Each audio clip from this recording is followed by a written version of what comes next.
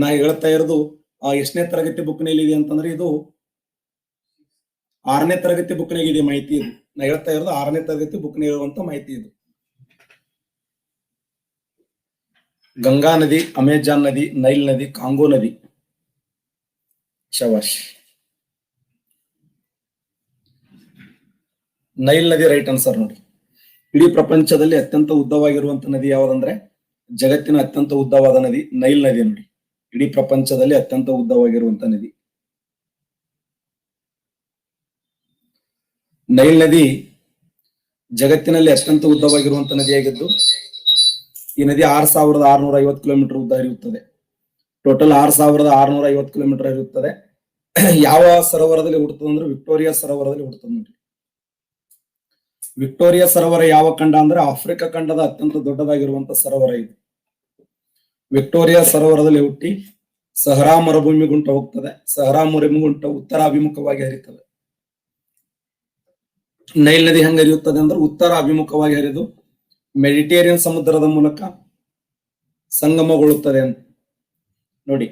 ಈ ಜಗತ್ತಿನಲ್ಲಿ ಅತ್ಯಂತ ಉದ್ದವಾಗಿರುವಂತ ನದಿ, ಪ್ರಪಂಚದಲ್ಲಿ ಅತ್ಯಂತ ಉದ್ದವಾದ ನದಿ ಯಾವುದಂದ್ರೆ ನೈಲ್ ನದಿ. ನೈಲ್ ನದಿ. ಹಾಗಾದ್ರೆ ಜಗತ್ತಿನಲ್ಲಿ ಅತ್ಯಂತ ಅಗಲವಾದ ನದಿ ಯಾವುದು? ಪ್ರಪಂಚದಲ್ಲಿ ಅತ್ಯಂತ ಅಗಲವಾದ ನದಿ ಯಾವುದು? ಜಗತ್ತಿನಲ್ಲಿ ಅತ್ಯಂತ ಅಗಲವಾದ ನದಿ ಸರಿಯಾದಂತ ಉತ್ತರ ಅಮೆಜಾನ್ ನೋಡಿ. ಪ್ರಪಂಚದ ಅತ್ಯಂತ ಅಗಲವಾದ ನದಿ ಅಂದ್ರೆ ಅಮೆಜಾನ್. ಪ್ರಪಂಚದಲ್ಲಿಯೇ ಅತ್ಯಂತ ಅಗಲವಾದ ನದಿ ಅಂದ್ರೆ ಅಮೆಜಾನ್. ಪ್ರಪಂಚದ ಅತ್ಯಂತ ಉದ್ದವಾಗಿರುವಂತ ನದಿ ಅಂದ್ರೆ ನೈಲ್ ನದಿ. ಈ ಕೆಳಗಿನ ಯಾವ ನದಿಯನ್ನ ಜೈರ್ ನದಿ ಅಂತ ಕರೀತಾರೆ? ಜೈರೆ ಅಥವಾ ಜೈರ್ ನದಿ. ಎಕ್ಸಲೆಂಟ್. ಕಾಂಗೋ ನದಿಗಿರುವ ಇನ್ನೊಂದು ಹೆಸರೇ ಜೈರ್ ನದಿ ನೋಡಿ. ಯಾಕಂದ್ರೆ ಇದು ಸಮಭಾಜಕ ವೃತ್ತದ ಮೇಲೆ 2 ಬಾರಿ ಹಾದು ಹೋಗಿದೆ. ಇದು ಕ್ವಶನ್ ಕೇಳಿದ್ದಾನೆ ಸಾಕಷ್ಟು ಬಾರಿ. ಸಮಭಾಜಕ ವೃತ್ತದ ಮೇಲೆ 2 ಬಾರಿ ಹಾದು ಹೋಗಿರುವಂತ ನದಿ ಅಂದ್ರೆ ಕಾಂಗೋ ನದಿ. ಕಾಂಗೋ ನದಿಗಿರುವ ಇನ್ನೊಂದು ಹೆಸರು ಏನಪ್ಪಾ ಅಂದ್ರೆ ಜೈರ್ ನದಿ. ಜೈರ್ ನದಿ ಅಂದ್ರೂ ಒಂದೇ, ಕಾಂಗೋ ನದಿ ಅಂದ್ರೂ ಒಂದೇ. ಇದು ಯಾವ ಖಂಡ ಅಂತಂದ್ರೆ ಆಫ್ರಿಕಾ ಖಂಡದಲ್ಲಿ ಕಂಡು ಬರ್ತದೆ ಅಲ್ಲ. ಇದು ದಕ್ಷಿಣ ಅಮೆರಿಕದಲ್ಲಿ, ಇಡೀ ಆಫ್ರಿಕಾ ಖಂಡ ಅಲ್ಲ, ಇಡೀ ಪ್ರಪಂಚದ ಅತ್ಯಂತ ಉದ್ದವಾದ ನದಿ. ಈ ಕಾಂಗೋ ನದಿಗಿರುವ ಇನ್ನೊಂದು ಹೆಸರೇ ಜೈರ್ ನದಿ. ಜೈರ್ ನದಿ ಅಂದ್ರೂ ಒಂದೇ, ಕಾಂಗೋ ನದಿ ಅಂದ್ರೂ ಒಂದೇ. ಈ ಜೈರ್ ನದಿ ಅಥವಾ ಕಾಂಗೋ ನದಿಯ ವಿಶೇಷ ಏನು ಅಂತಂದ್ರೆ ಇದು ಪ್ರಪಂಚದಲ್ಲಿಯೇ ಅತ್ಯಂತ ಉದ್ದವಾದ ನದಿ ಅಂದ್ರೆ ನೈಲ್ ನದಿ. ಪ್ರಪಂಚದ ಅತ್ಯಂತ ಅಗಲವಾದ ನದಿ ಅಂದ್ರೆ ಅಮೆಜಾನ್ ನದಿ. ಯಾವ ನದಿಯು ಸಮಭಾಜಕ ವೃತ್ತದ ಮೇಲೆ 2 ಬಾರಿ ಹಾದು ಹೋಗುತ್ತದೆ ಅಂದ್ರೆ ಕಾಂಗೋ ನದಿ ನೋಡಿ. ಸಮಭಾಜಕ ವೃತ್ತದ ಮೇಲೆ 2 ಬಾರಿ ಹಾದು ಹೋಗುವಂತ ನದಿ. ಕಾಂಗೋ ನದಿಗಿರುವ ಇನ್ನೊಂದು ಹೆಸರು ಏನಪ್ಪಾ ಅಂದ್ರೆ ಜೈರ್ ನದಿ ಅಂತ ಕರೀತಾರೆ. ಜೈರ್ ನದಿ ಅಂದ್ರೂ ಒಂದೇ, ಕಾಂಗೋ ನದಿ ಅಂದ್ರೂ ಒಂದೇ ನೋಡಿ. Next question.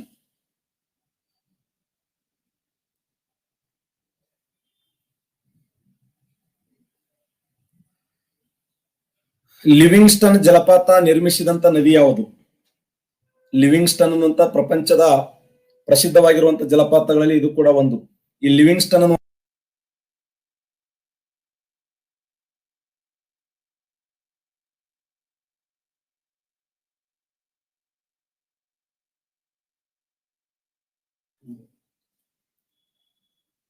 ಕರೆಕ್ಟ್ ಆನ್ಸರ್ ಮಾಡಿ. ಲಿವಿಂಗ್ಸ್ಟನ್ ಅನ್ನುವಂತ ಜಲಪಾತ ಯಾವ ನದಿಯಿಂದ ನಿರ್ಮಾಣಗೊಂಡಿದೆ?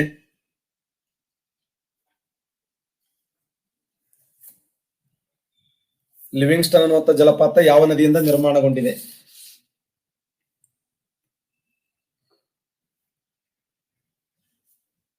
ಸರಿಯಾಗಿರುವಂತ ಉತ್ತರ ಕಾಂಗೋ ನದಿಯಿಂದ ನೋಡಿ. ಪ್ರಪಂಚದಲ್ಲಿ ಪ್ರಸಿದ್ಧವಾಗಿರುವಂತ ಲಿವಿಂಗ್ಸ್ಟನ್ ಅನ್ನುವಂತ ಜಲಪಾತ ಇದು ಯಾವ ನದಿಯಿಂದ ನಿರ್ಮಾಣಗೊಂಡಿದೆ ಅಂದ್ರೆ ಕಾಂಗೋ ನದಿಯಿಂದ ನಿರ್ಮಾಣಗೊಂಡಂತ ಪ್ರಸಿದ್ಧವಾದ ಜಲಪಾತ ಕಾಂಗೋ ನೋಡಿ. ಕಾಂಗೋ ನದಿಯು ಸಮಭಾಜಕ ವೃತ್ತದ ಸಮೀಪದಲ್ಲಿ ಉಗಮ ಹೊಂದುತ್ತದೆ. ಮೊದಲು ಉತ್ತರಕ್ಕೆ, ಅನಂತರ ನೈಋತ್ಯ. ಟೋಟಲ್ ಎಷ್ಟು ಕಿಲೋಮೀಟರ್ ಹರಿಯುತ್ತದೆ ಅಂದ್ರೆ 4640 ಕಿಲೋಮೀಟರ್ ಉದ್ದ ಇರುತ್ತದೆ. ಹಾಗಾದ್ರೆ ಕಾಂಗೋ ನದಿ ಸರಿ ಹೇಳಿದ್ದೆ ನಿಮಗೆ ನಾನು. ಪ್ರಪಂಚದಲ್ಲಿ ನದಿ ಮುಖಜ ಭೂಮಿಗಳು ಇಲ್ಲದೆ ಇರುವಂತ ನದಿಗಳಲ್ಲಿ ಕಾಂಗೋ ನದಿ ಕೂಡ ಒಂದು. ಕಾಂಗೋ ನದಿ ನಮ್ಮಲ್ಲಿ ಹೆಂಗ ಭಾರತ ದೇಶದಲ್ಲಿ ನರ್ಮದಾ ನದಿಗೆ ನದಿ ಮುಖಜ ಭೂಮಿ ಇಲ್ಲಲ್ಲ, ನಮ್ಮ ಭಾರತ ದೇಶದಲ್ಲಿ ನರ್ಮದಾ ನದಿಗೆ ಯಾವುದೇ ನದಿ ಮುಖಜ ಭೂಮಿ ಇಲ್ಲ. ಹಂಗೆ ಕಾಂಗೋ ನದಿಗೂ ಕೂಡ ನದಿ ಮುಖಜ ಭೂಮಿ ಇಲ್ಲ, ನೆನ್ಪಿಡಿ. ನರ್ಮದಾ ನದಿಗೆ ನದಿ ಮುಖಜ ಭೂಮಿ ಯಾವ ತರ ಇಲ್ಲಲ್ಲ, ಆ ತರ ಕಾಂಗೋ ನದಿಗೂ ಕೂಡ ನದಿ ಮುಖಜ ಭೂಮಿ ಕಂಡು ಬರುವುದಿಲ್ಲ. ಹಾಗಾದ್ರೆ ಕಾಂಗೋ ನದಿ ಸಮಭಾಜಕ ವೃತ್ತದ ಸಮೀಪದಲ್ಲಿ ಉಗಮ ಹೊಂದಿ ಮೊದಲು ಉತ್ತರಕ್ಕೆ ಹರಿಯುತ್ತದೆ, ನಂತರ ನೈಋತ್ಯಕ್ಕೆ ಹರಿಯುತ್ತದೆ. ಅಟ್ಲಾಂಟಿಕ್ ಸಾಗರವನ್ನು ಸೇರುತ್ತದೆ. ಇದು ಆಫ್ರಿಕಾದ ಮಧ್ಯಭಾಗದಲ್ಲಿ ಅಂದ್ರೆ ಸಮಭಾಜಕ ವೃತ್ತದ ಅರಣ್ಯದ ನಡುವೆ ಸಂಚಯನಗೊಳ್ಳುವಂತ ನದಿ. ಈ ನದಿ ನಿರ್ಮಾಣ ಮಾಡಿದ ಪ್ರಸಿದ್ಧವಾದ ಜಲಪಾತ ಅಂದ್ರ ಲಿವಿಂಗ್ಸ್ಟನ್ ಅನ್ನುವಂತ ಜಲಪಾತ. ಲಿವಿಂಗ್ಸ್ಟನ್ ಪ್ರಪಂಚದ ಪ್ರಸಿದ್ಧವಾದ ಜಲಪಾತಗಳಲ್ಲಿ ಈ ಲಿವಿಂಗ್ಸ್ಟನ್ ಅನ್ನುವಂತ ಜಲಪಾತ ಯಾವ ನದಿಯಿಂದ ನಿರ್ಮಾಣಗೊಂಡಿದೆ ಅಂತಂದ್ರೆ ಅದು ಕಾಂಗೋ ನದಿಯಿಂದ ನಿರ್ಮಾಣಗೊಂಡಿದೆ. ನೋಡಿ, ಕಾಂಗೋ ನದಿಗಿರುವ ಇನ್ನೊಂದು ಹೆಸರೇ ಜೈರ್ ನದಿ ಅಂತ ಹೇಳಿ ಕರೀತಾರೆ. ಜೈರ್ ನದಿ ಅಂದ್ರೂ ಒಂದೇ, ಕಾಂಗೋ ನದಿ ಅಂದ್ರೂ ಒಂದೇ.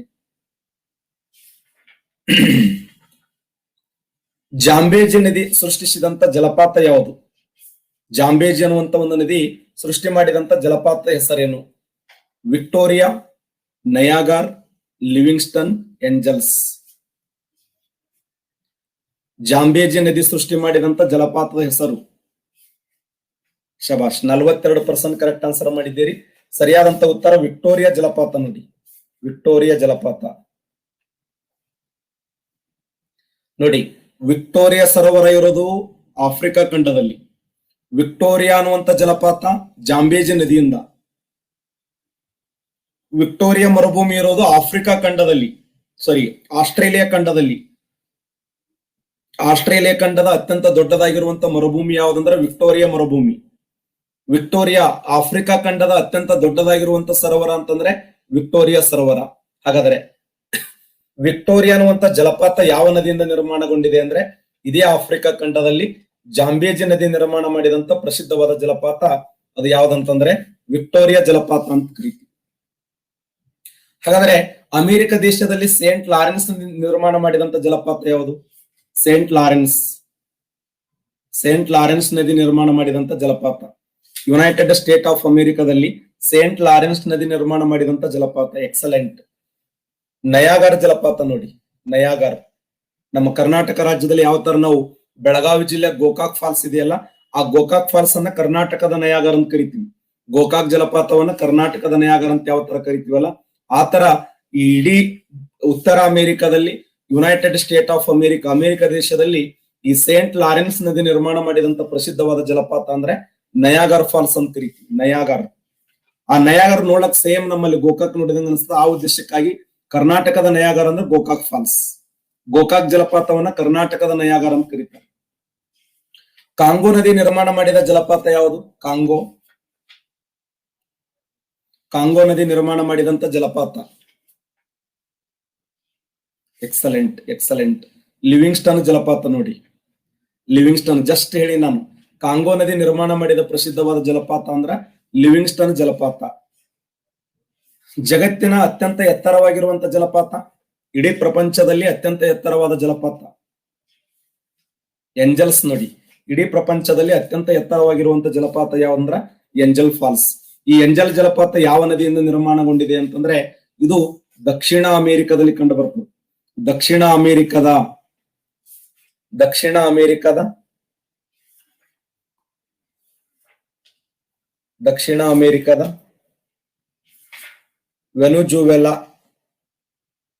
ವೆನುಜುವೆಲಾ ದೇಶದ ಓರಿನಿಕೋ ನದಿಯ ಉಪನದಿಯಾಗಿರುವಂತ ಚುರಾನ್. ಓರಿನಿಕೋ ನದಿ ಉಪನದಿಯಾಗಿರುವಂತ ಚುರಾನ್ ನದಿ ನಿರ್ಮಾಣ ಮಾಡಿದಂತ ಜಲಪಾತ ಏಂಜಲ್ ಫಾಲ್ಸ್. ಏಂಜಲ್ಸ್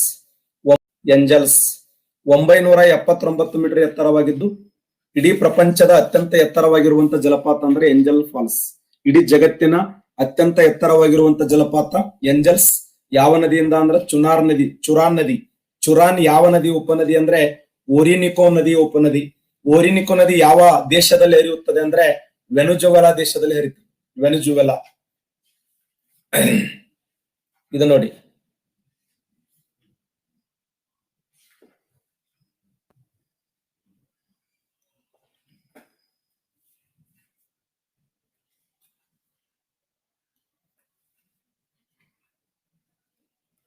ಇದೇ ವೆನೆಜುವೆಲಾ. ಉತ್ತರ ಅಮೆರಿಕದಲ್ಲಿ ಕಂಡು ಬರುವಂತ ದೇಶ ಅಂದ್ರೆ ವೆನೆಜುವೆಲಾ. ದಕ್ಷಿಣ ಅಮೆರಿಕ. ಈ ದಕ್ಷಿಣ ಅಮೆರಿಕ ದೇಶದಲ್ಲಿ ಕಂಡು ಬರುವಂತ ವೆನೆಜುವೆಲಾ ದೇಶದಲ್ಲಿ ನಿರ್ಮಾಣ ಮಾಡಿದಂತ ಜಲಪಾತ ಯಾವ್ದಂದ್ರೆ ಅದು ಏಂಜಲ್ ಫಾಲ್ಸ್. ಭೂಮಿಯ ಮೇಲಿನ ಅತ್ಯಂತ ಎತ್ತರವಾಗಿರುವಂತ ಜಲಪಾತ ಅಂತ ಕರಿತೀವಿ. ಇದರ ಹೈಟ್ ಎಷ್ಟಿದೆ ಅಂದ್ರೆ 979 ಮೀಟರ್ ಎತ್ತರವಾಗಿದ್ದು, ಈಗ ನಮ್ಮಲ್ಲಿ ಹೆಂಗ ನಾವು ಏಷ್ಯಾ ಖಂಡದ, ಭಾರತ ದೇಶದ, ಕರ್ನಾಟಕ ರಾಜ್ಯದ ಕೃಷ್ಣಾ ನದಿಯ ಉಪನದಿಯಾಗಿರುವಂತ ಘಟಪ್ರಭಾ ನದಿ ನಿರ್ಮಾಣ ಮಾಡಿದಂತ ಗೋಕಾಕ್ ಫಾಲ್ಸ್ ಅಂತ ಕರಿತೀವಲ್ಲ, ಆ ಅಡ್ರೆಸ್ ಹಂಗ. ಮೊದಲು ಫಸ್ಟ್ ದಕ್ಷಿಣ ಅಮೆರಿಕ ಹೋಗ್ಬೇಕು. ದಕ್ಷಿಣ ಅಮೆರಿಕದ ವೆನೆಜುವೆಲಾ ದೇಶದ ಓರಿನಿಕೋ ನದಿಯ ಉಪನದಿಯಾದ ಚುರಾನ್ ನದಿ ನಿರ್ಮಾಣ ಮಾಡಿದಂತ ಫಾಲ್ಸ್ ಯಾವ್ದಂದ್ರ ಎಂಜಲ್ ಫಾಲ್ಸ್. ಈ ಎಂಜಲ್ ಫಾಲ್ಸ್ ನ ವಿಶೇಷ ಏನಂದ್ರೆ ಇದು 979 ಮೀಟರ್ ಎತ್ತರವಾಗಿದ್ದು ಭೂಮಿಯ ಮೇಲಿನ ಅತ್ಯಂತ ಎತ್ತರವಾಗಿರುವಂತ ಫಾಲ್ಸ್ ಅಂತ ಕರಿತೀವಿ. ನೋಡಿ, ಜಾಂಬೇಜ ನದಿ ಅಂತ ಕರಿತೀವಿ. ಜಾಂಬೇಜ ನದಿ ಆಫ್ರಿಕಾ ಖಂಡದಲ್ಲಿ ಕಂಡು ಬರುವಂತ ಜಾಂಬೇಜ ನದಿ ಏನ್ ಮಾಡ್ತಂದ್ರೆ ಇದು ಆಫ್ರಿಕಾದ 4ನೇ ಪ್ರಮುಖ ನದಿ ಅಂತ ಕರಿತೀವಿ. ಇದು ಆಫ್ರಿಕಾದ ದಕ್ಷಿಣ ಭಾಗದ ಮಹತ್ವದ ನದಿಯಾಗಿದೆ. ಈ ನದಿ ನಿರ್ಮಾಣ ಮಾಡಿದಂತ ಪ್ರಸಿದ್ಧವಾದ ಜಲಪಾತ ಅಂದ್ರೆ ವಿಕ್ಟೋರಿಯಾ ಜಲಪಾತ. ಹಾಗಾದ್ರೆ ಜಾಂಬೇಜ ನದಿ ಯಾವ ಸಾಗರವನ್ನು ಸೇರುತ್ತಂದ್ರೆ ಹಿಂದೂ ಮಹಾಸಾಗರವನ್ನು ಸೇರುತ್ತದೆ. ಜಾಂಬೇಜ ನದಿ ಹಿಂದೂ ಮಹಾಸಾಗರವನ್ನು ಸೇರುತ್ತದೆ. ಈ ನದಿ ನಿರ್ಮಾಣ ಮಾಡಿದ ಪ್ರಸಿದ್ಧವಾದ ಜಲಪಾತ ಯಾವುದಂದ್ರೆ ವಿಕ್ಟೋರಿಯಾ ಜಲಪಾತ ಅಂತೇಳಿ ಕರೆಯಲ್ಪಡ್ತೀವಿ, ವಿಕ್ಟೋರಿಯಾ ಫಾಲ್ಸ್. ಓಕೆ, ಇದು ಒಂದು ಕಂದರ ನಿರ್ಮಾಣ ಮಾಡಿದೆ, ಕರೀಬ್ ಕಂದರ ಅಂತೇಳಿ. ಭೂಮಿಯ ಮೇಲಿನ ಅತ್ಯಂತ ಆಳವಾಗಿರುವಂತ ಕಂದರ ಅಂದ್ರೆ ಯಾವುದು ಪ್ರಪಂಚದಲ್ಲಿ ಅತ್ಯಂತ ಆಳವಾಗಿರುವಂತ ಕಂದರ ಗ್ರ್ಯಾಂಡ್ ಕ್ಯಾನಿಯನ್ ಅಂತ ಕರಿತೀವಿ. ಗ್ರ್ಯಾಂಡ್ ಕ್ಯಾನಿಯನ್ ಕಂದರ ಎಲ್ಲಿದೆ? ಇಲ್ಲಿದೆ ಗ್ರ್ಯಾಂಡ್ ಕ್ಯಾನಿಯನ್. ಈ ಭಾಗದಲ್ಲಿ ಕಂಡು ಬರ್ತದೆ. ಯಾವ ನದಿ ನಿರ್ಮಾಣ ಮಾಡಿದೆ? ಕೊಲೆರೆಡೋ ನದಿ. ಕೊಲೆರೆಡೋ ನದಿ ನಿರ್ಮಾಣ ಮಾಡಿದಂತ ಗ್ರ್ಯಾಂಡ್ ಕ್ಯಾನಿಯನ್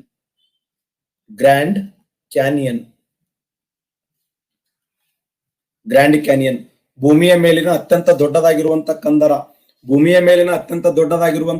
ಅಂದ್ರ ಗ್ರ್ಯಾಂಡ್ ಕ್ಯಾನಿಯನ್ ಕಂದರ. ಭೂಮಿಯ ಮೇಲಿನ ಅತ್ಯಂತ ಎತ್ತರವಾದ ಜಲಪಾತ ಅಂದ್ರೆ ಎಂಜಲ್ ಫಾಲ್ಸ್.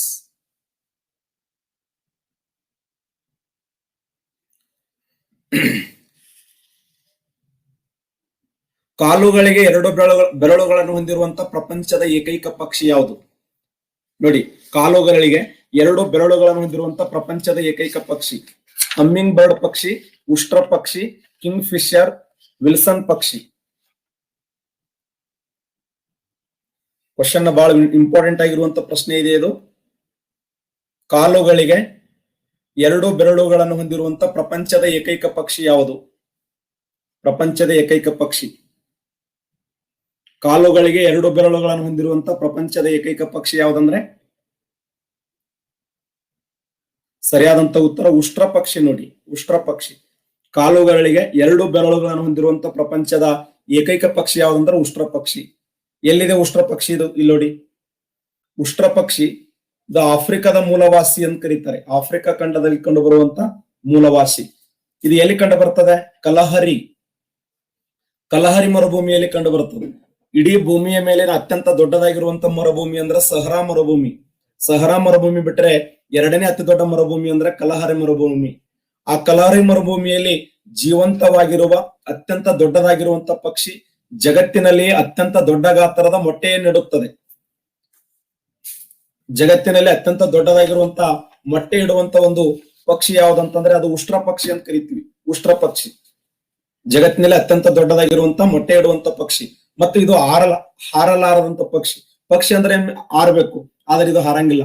ಹಾರಲಾರದ ಪಕ್ಷಿ, ಅತ್ಯಂತ ವೇಗವಾಗಿ ಓಡುವಂತ ಪಕ್ಷಿ ಅಂತ ಕರಿತೀವಿ. ಅತ್ಯಂತ ವೇಗವಾಗಿ ಓಡುವ ಪಕ್ಷಿ, ತನ್ನ ಕಾಲುಗಳಿಗೆ 2 ಬೆರಳುಗಳನ್ನು ಹೊಂದಿರುವಂತ ಪಕ್ಷಿ.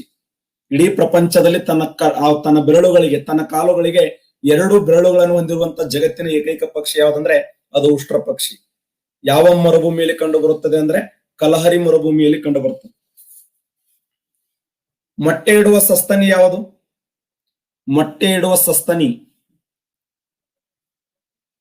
Excellent, platypus. ನೋಡಿ, ಹಾಗಾದ್ರೆ ಮೊಟ್ಟೆ ಇಡುವ ಸಸ್ತನಿಯಾಗಿರುವಂತ ಪ್ಲಾಟಿಪಸ್ ಎಲ್ಲಿ ಕಂಡು ಬರುತ್ತದೆ? ಯಾವ ಖಂಡದಲ್ಲಿ?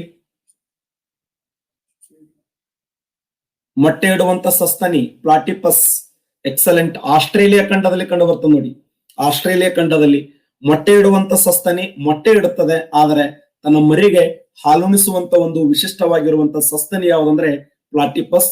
ಆ ಪ್ಲಾಟಿಪಸ್ ಎಲ್ಲಿ ಕಂಡು ಬರ್ತದೆ ಅಂದ್ರೆ ಆಸ್ಟ್ರೇಲಿಯಾ ಖಂಡದಲ್ಲಿ ಕಂಡು ಬರ್ತದೆ. ಇವುಗಳ ಮೇಲೆ ಇದೇ ತರ ಪ್ರಶ್ನೆ ಕೇಳ್ತಾನೆ. ಉಷ್ಟ್ರ ಪಕ್ಷಿಯ ವಿಶೇಷ ಏನಿದು? ಪ್ರಪಂಚದಲ್ಲಿಯೇ ಜೀವಂತವಿರುವಂತ ಅತ್ಯಂತ ದೊಡ್ಡದಾಗಿರುವಂತ ಪಕ್ಷಿಯಾಗಿದೆ. ಇಡೀ ಜಗತ್ತಿನಲ್ಲಿ ಅತಿ ದೊಡ್ಡ ಗಾತ್ರದ ಮೊಟ್ಟೆ ಇಡುತ್ತದೆ.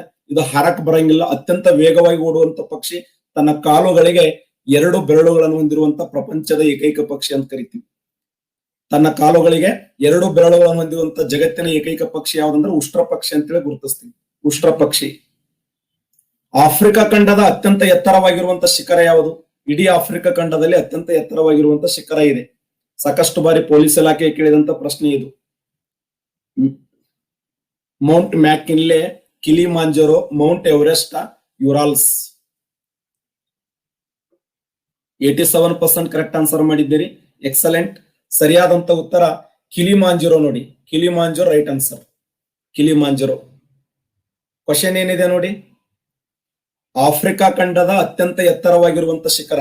ಆಫ್ರಿಕಾ ಖಂಡದಲ್ಲಿ ಕಂಡು ಬರುವಂತ ಅತ್ಯಂತ ಎತ್ತರವಾಗಿರುವಂತ ಶಿಖರ ಯಾವ್ದಂದ್ರ ಕಿಲಿಮಾಂಜರೋ. ಆಫ್ರಿಕಾ ಖಂಡದಲ್ಲಿ ಕಂಡು ಬರುವಂತ ಅತ್ಯಂತ ಎತ್ತರವಾಗಿರುವಂತ ಶಿಖರ ಕಿಲಿಮಾಂಜರೋ ನೋಡಿ. ಇದರ ಹೈಟ್ ಎಷ್ಟಿದೆ ಅಂತಂದ್ರೆ 5895 ಮೀಟರ್ ಎತ್ತರವಾಗಿದೆ. 5895 ಮೀಟರ್ ಎತ್ತರವಾಗಿದ್ದು ಕಿಲಿಮಾಂಜರೋ ಈ ಪರ್ವತ ಶ್ರೇಣಿ ಆಫ್ರಿಕಾ ಪೂರ್ವ ಭಾಗದಲ್ಲಿದ್ದು ಆಫ್ರಿಕಾ ಖಂಡದ ಅತ್ಯಂತ ಎತ್ತರವಾಗಿರುವಂತ ಶಿಖರ ಅಂದ್ರೆ ಕಿಲಿಮಾಂಜರೋ. ಇದೇ ಕಿಲಿಮಾಂಜರೋ. ಇದರ ಹೈಟ್ ಎಷ್ಟಿದೆ ಅಂದ್ರೆ 5895 ಮೀಟರ್ ಎತ್ತರವಾಗಿದ್ದು ಇಡೀ ಆಫ್ರಿಕಾ ಖಂಡದಲ್ಲಿ ಕಂಡು ಬರುವಂತ ಅತ್ಯಂತ ಎತ್ತರವಾಗಿರುವ ಶಿಖರ. ಮತ್ತೆ ಇದೊಂದು ಜ್ವಾಲಾಮುಖಿ ಶಿಖರನು ಹೌದು. ಆಫ್ರಿಕಾ ಖಂಡದ ಅತಿ ಎತ್ತರವಾಗಿರುವಂತ ಶಿಖರ ಅಂದ್ರೆ ಕಿಲಿಮಾಂಜರೋ. ಇಲ್ಲಿ ಅತ್ಯಂತ ತಗ್ಗ ಯಾವ್ದಂದ್ರೆ ಅಸಲ್. ಆಫ್ರಿಕಾದ ಅತ್ಯಂತ ತಗ್ಗದಾಗಿರುವಂತ ಭಾಗ ಯಾವಂದ್ರೆ ಅಸಲ್ ಅನ್ನೋದು ಜಿಬಾಟ ಸರೋವರದಲ್ಲಿ ಕಂಡು ಬರ್ತದೆ. ಓಕೆ. ಇಡೀ ಭೂಮಿಯ ಮೇಲೆ ಅತ್ಯಂತ ಎತ್ತರವಾಗಿರುವಂತ ಶಿಖರ ಮೌಂಟ್ ಎವರೆಸ್ಟ್ ಆದ್ರೆ ಆಫ್ರಿಕಾ ಖಂಡದ ಅತಿ ಎತ್ತರವಾದ ಶಿಖರ ಯಾವಂದ್ರ ಕಿಲಿಮಾಂಜರೋ. ಇಲ್ಲಿ ಇನ್ನೊಂದು ಕ್ವಶನ್ ಇದೆ ನೋಡಿ. ಏನು ಅಂತಂದ್ರೆ ಭೂಮಿಯ ಮೇಲೆ ಅತ್ಯಂತ ಎತ್ತರವಾಗಿರುವಂತ ಏಕಶಿಲೆ ಯಾವುದು? ಭೂಮಿಯ ಮೇಲೆ ಕಂಡು ಬರುವ ಅತ್ಯಂತ ಎತ್ತರವಾಗಿರುವಂತ ಏಕಶಿಲೆ. ಭೂಮಿಯ ಮೇಲೆ ಕಂಡು ಸರಿಯಾದಂತ ಉತ್ತರ. ಭೂಮಿಯ ಮೇಲಿನ ಅತ್ಯಂತ ಎತ್ತರವಾಗಿರುವಂತ ಏಕಶಿಲೆ ಯಾವಂದ್ರೆ ಯುರಾಲ್ಸ್. ಹಾಗಾದ್ರೆ ನಮ್ಮ ಏಷ್ಯಾ ಖಂಡದ ಅತ್ಯಂತ ಎತ್ತರವಾಗಿರುವಂತ ಏಕಶಿಲೆ ಅಂತಂದ್ರೆ ಏಷ್ಯಾ ಖಂಡದ ಅತಿ ಎತ್ತರವಾದ ಏಕಶಿಲೆ ಯಾವುದು? ಎಕ್ಸಲೆಂಟ್. ಮಧುಗಿರಿ ನೋಡಿ. ಮಧುಗಿರಿ ತುಮಕೂರು ಜಿಲ್ಲೆಯಲ್ಲಿ ಕಂಡು ಬರುವಂತ ಮಧುಗಿರಿ ಏಕಶಿಲಾ ಬೆಟ್ಟ ಏಷ್ಯಾ ಖಂಡದಲ್ಲಿ ಕಂಡು ಬರುವಂತ ಅತಿ ಎತ್ತರವಾದ ಏಕಶಿಲಾ ಬೆಟ್ಟ ಆದ್ರೆ ಭೂಮಿಯ ಮೇಲೆ ಕಂಡು ಬರುವಂತ ಅತ್ಯಂತ ಎತ್ತರವಾಗಿರುವಂತ ಏಕಶಿಲಾ ಬೆಟ್ಟ ಯಾವ್ದಂದ್ರೆ ಯುರಾಲ್ಸ್ ಅಂತ ಕರಿತೀವಿ. ಯುರಾಲ್ಸ್. ಯುರಾಲ್ಸ್. ಈ ಯುರಾಲ್ಸ್ ಅಥವಾ ಉರುಲ್ ಅಥವಾ ಉಲೂರ್ ಅಂತ ಕರೀತಾರೆ. ಉಲೂರ್ ಅಥವಾ ಯುರಾಲ್ಸ್ ಯಾವ ಖಂಡದಲ್ಲಿ ಕಂಡು ಬರ್ತದೆ? ಇದು ಯುರಾಲ್ಸ್ ಯಾವ ಖಂಡದಲ್ಲಿ ಇದೆ? ಎಕ್ಸಲೆಂಟ್. ಆಸ್ಟ್ರೇಲಿಯಾ ಖಂಡದಲ್ಲಿ ಕಂಡು ಬರ್ತದೆ ನೋಡಿ. ಆಸ್ಟ್ರೇಲಿಯಾ ಖಂಡದಲ್ಲಿ ಯುರಾಲ್ಸ್.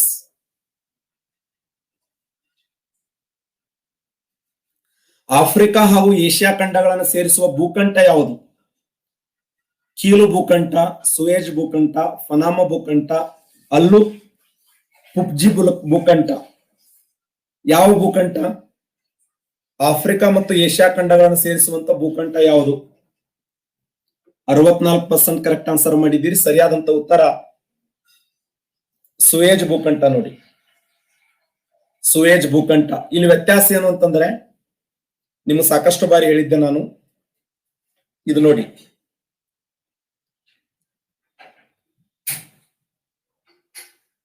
ಸುಯೇಜ್ ಭೂಖಂಡ ಏನ್ ಮಾಡ್ತದ ಅಂತಂದ್ರೆ ಮೆಡಿಟೇರಿಯನ್ ಸಮುದ್ರ ಮತ್ತು ಕೆಂಪು ಸಮುದ್ರಗಳನ್ನ ಇಬ್ಬಾಗ ಮಾಡ್ತದೆ. ಮೆಡಿಟೇರಿಯನ್ ಸಮುದ್ರ ಮತ್ತು ಕೆಂಪು ಸಮುದ್ರಗಳನ್ನು ಇಬ್ಬಾಗ ಮಾಡಿ ಆಫ್ರಿಕಾ ಖಂಡ ಮತ್ತು ಏಷ್ಯಾ ಖಂಡಗಳನ್ನು ಒಂದುಗೂಡಿಸುತ್ತದೆ. ಆಫ್ರಿಕಾ ಖಂಡ ಮತ್ತು ಏಷ್ಯಾ ಖಂಡಗಳನ್ನು ಒಂದುಗೂಡಿಸುವಂತ ಭೂಖಂಡ ಯಾವ್ದಂದ್ರೆ ಅದು ಸುಯೇಜ್ ಭೂಖಂಡ. ಸರ್, ಭೂಖಂಡ ಮತ್ತು ಕಾಲುವೆಗೆ ಏನು ವ್ಯತ್ಯಾಸ? ಭೂಖಂಡ ಮತ್ತು ಕಾಲುವೆಗೆ ಇರುವಂತ ವ್ಯತ್ಯಾಸ ಏನು? ಇದು ನೋಡಿ. ನಾವು ಸುಯೇಜ್ ಕಾಲುವೆ ಅಂತ ಕೇಳಿವಲ್ಲ. ನೀವು ಕೇಳಿದ್ದು ಕರೆಕ್ಟ್ ಇದೆ.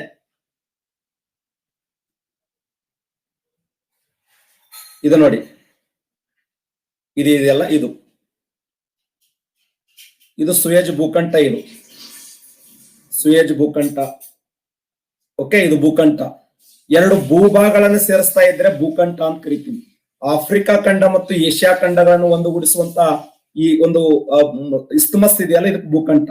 ಈ ಕೆಳಭಾಗದಲ್ಲಿ ಇಲ್ಲಿ ಅದರ ಕೆಳಗಡೆ ಹಡಗು ಹೋಗ್ತಿದ್ದು ಅಂದ್ರೆ ಅದು ಕಾಲುವೆ ಅಂತ ಕರೀತಾರೆ. ಅದರ ಕೆಳಭಾಗದಲ್ಲಿ ಹಡಗು ಹೋಗ್ತಿದ್ದು. ಮೇಲ್ಗಡೆ ಬಸ್ ತಿರುಗಾಡ್ತಾವ, ಕೆಳಗಡೆ ಹಡಗು ಹೋಗ್ತಾವ. ಮೇಲ್ಭಾಗದಲ್ಲಿ ಬಸ್, ಕೆಳಭಾಗದಲ್ಲಿ ಹಡಗು. ಹಡಗುಗಳು ಹೋಗ್ತಾ ಇದ್ರೆ ಈ ಮೊನ್ನೆ ಎವರ್ ಗ್ರೀನ್ ಅನ್ನುವಂತ ಹಡಗು ಸಿಗಿ ಬಿದ್ದಿತ್ತು. ಇದೇ ಅದು. ಇದನ್ನೇ ನಾವು ಸುಯೇಜ್ ಕಾಲುವೆ ಅಂತ ಕರಿತೀವಿ. ಕಾಲುವೆ ಅಂದ್ರೆ ಏನು? ಮೆಡಿಟೇರಿಯನ್ ಸಮುದ್ರ ಮತ್ತು ಕೆಂಪು ಸಮುದ್ರಗಳನ್ನು ಒಂದುಗೂಡಿಸ್ತದೆ. ಮೆಡಿಟೇರಿಯನ್ ಸಮುದ್ರ ಮತ್ತು ಕೆಂಪು ಸಮುದ್ರಗಳನ್ನು ಒಂದುಗೂಡಿಸುತ್ತದೆ, ಇದು ಕಾಲುವೆ, ಸುಯೆಜ್ ಕಾಲುವೆ. ಆಫ್ರಿಕಾ ಖಂಡ ಮತ್ತು ಏಷ್ಯಾ ಖಂಡಗಳನ್ನು ಒಂದುಗೂಡಿಸುತ್ತಂದ್ರೆ ಅದು ಭೂಖಂಡ. ಇದು ನೋಡಿ, ಪನಾಮ ಅನ್ನುವಂತ ಭೂಖಂಡ ಉತ್ತರ ಅಮೆರಿಕ ಹಾಗೂ ದಕ್ಷಿಣ ಅಮೆರಿಕಗಳನ್ನು ಒಂದುಗೂಡಿಸ್ತದೆ. ಉತ್ತರ ಅಮೆರಿಕ ದಕ್ಷಿಣ ಅಮೆರಿಕಗಳನ್ನು ಒಂದುಗೂಡಿಸುವಂತ ಭೂಖಂಡ ಯಾವ್ದಂದ್ರೆ ಪನಾಮ ಭೂಖಂಡ. ಇದು ನೋಡಿ, ಪನಾಮ ಭೂಖಂಡ. ಅದೇ ಪನಾಮ ಕಾಲುವೆ ಅಂದ್ರೆ ಏನು? ಅಟ್ಲಾಂಟಿಕ್ ಸಾಗರ, ಅಟ್ಲಾಂಟಿಕ್ ಸಾಗರ, ಇದು ಅಟ್ಲಾಂಟಿಕ್ ಸಾಗರ, ಇದು ಪೆಸಿಫಿಕ್ ಸಾಗರ. ಈ ಅಟ್ಲಾಂಟಿಕ್ ಸಾಗರ ಮತ್ತು ಪೆಸಿಫಿಕ್ ಸಾಗರ ಈ ಎರಡರ ಮಧ್ಯದಲ್ಲಿ ಈ ಮೇಲ್ಗಡೆ ಇದೆಯಲ್ಲ, ಇದು ಭೂಖಂಡದ ಕೆಳಗೆ ಒಂದು ಹಡಗು ಹೋಗ್ತಿತ್ತು ಅಂದ್ರ ನಿಧಾನವಾಗಿ ಚುಂಕ್ ಅಂತ ಒಂದು ಹಡಗು ಹೋಗ್ತಾ ಇದೆ ನೋಡಿ, ಹಡಗು ಹೋಗ್ತಿತ್ತು ಅಂತಾರ, ಅದಕ್ಕೆ ಏನಂತ ಕರಿತೀವಿ ನಾವು? ಪನಾಮ ಕಾಲುವೆ ಅಂತ ಕರಿತೀವಿ. ಇದು ಪನಾಮ ಕಾಲುವೆ, ಇದು ಪನಾಮ ಭೂಖಂಡ. ಭೂಮಿಯನ್ನ ಸೇರಿಸ್ತಾ ಇದ್ರೆ ಉತ್ತರ ಅಮೆರಿಕ ಹಾಗೂ ದಕ್ಷಿಣ ಅಮೆರಿಕಗಳು ಒಂದಾಗ್ತಾ ಇದ್ದು ಅಂದ್ರೆ ಪನಾಮ ಭೂಖಂಡ. ಇನ್ನ ಆ ಕಾಲುವೆ ಕೆಳಭಾಗದಲ್ಲಿ ಹಡಗು ಚಲಿಸ್ತಾ ಇತ್ತು ಅಂತಂದ್ರೆ ಅಟ್ಲಾಂಟಿಕ್ ಸಾಗರ ಹಾಗೂ ಪೆಸಿಫಿಕ್ ಸಾಗರಗಳು ಒಂದಾಗ್ತಿದ್ವು ಅಂದ್ರೆ ಅದಕ್ಕೆ ಏನಂತ ಕರಿತೀವಿ? ಕಾಲುವೆ ಅಂತ ಕರಿತೀವಿ. ಯಾವ ಕಾಲುವೆ ಇದು? ಪನಾಮ ಕಾಲುವೆ.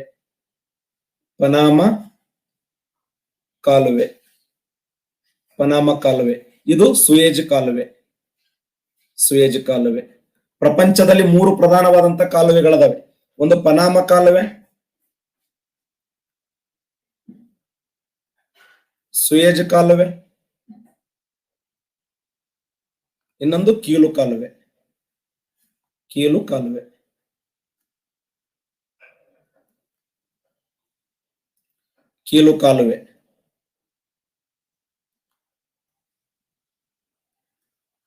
ಪನಾಮ ಕಾಲುವೆ ಏನು ಒಂದುಗೂಡಿಸ್ತದೆ?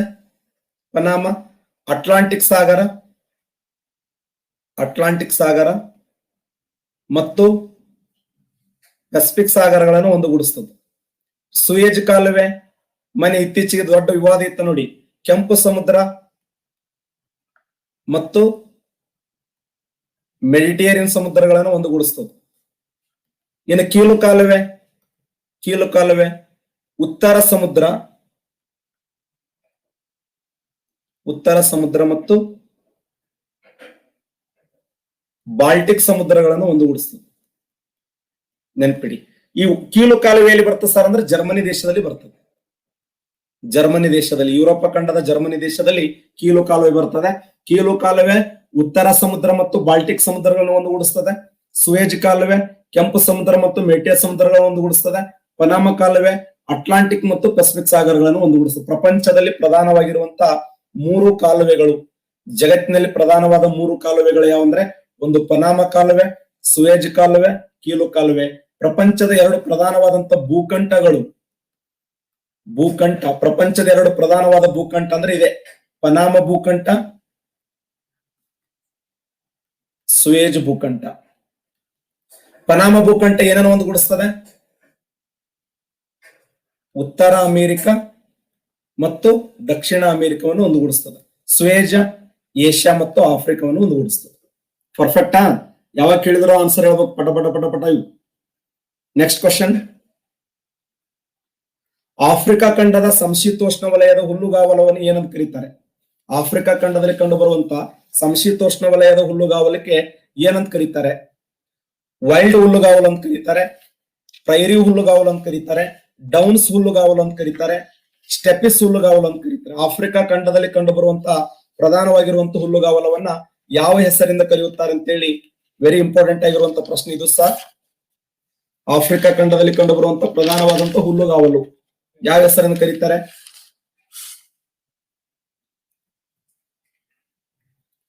ಆಫ್ರಿಕಾ ಖಂಡದ ಸಮಶೀತೋಷ್ಣ ವಲಯದ ಹುಲ್ಲುಗಾವಲವನ್ನ. ನಿಮ್ಗೆ ಹುಲ್ಲುಗಾವಲ ಬಗ್ಗೆ ಒಂದ್ ಸ್ವಲ್ಪ ಐಡಿಯಾ ಇರಬೇಕು. ನಾ ಮುಂದೆ ಹೇಳ್ತೀನಿ ಇದ್ರ ಬಗ್ಗೆ, ಏನು ಒಟ್ಟ ಇದು ಮಾಡಕ್ ಹೋಗ್ಬೇಡ್ರಿ. 5, 6, 7ನೇ ತರಗತಿ ಬುಕ್ ಹಾಕಿ ಆ ಬುಕ್ದಲ್ಲಿರುವಂತ ಮಾಹಿತಿ ಎಲ್ಲ ಇವು. ನಾ ಹೇಳ್ತಾ ಇರೋದು ಆ ಎಷ್ಟನೇ ತರಗತಿ ಬುಕ್ನಲ್ಲಿ ಇದೆ ಅಂತಂದ್ರೆ ಇದು 6ನೇ ತರಗತಿ ಬುಕ್ನಾಗಿದೆ ಮಾಹಿತಿ. ಇದು ನಾ ಹೇಳ್ತಾ ಇರೋದು 6ನೇ ತರಗತಿ ಬುಕ್ನ ಇರುವಂತ ಮಾಹಿತಿ. ಇದು ವೈಲ್ಡ್ ಹುಲ್ಲುಗಾವಲ ನೋಡಿ. ಆಫ್ರಿಕಾ ಖಂಡದಲ್ಲಿ ಕಂಡು ಬರುವಂತ ಸಮಶೀತೋಷ್ಣ ವಲಯದ ಹುಲ್ಲುಗಾವಲವನ್ನ ವೈಲ್ಡ್ ಅಂತ ಕರೀತಾರೆ.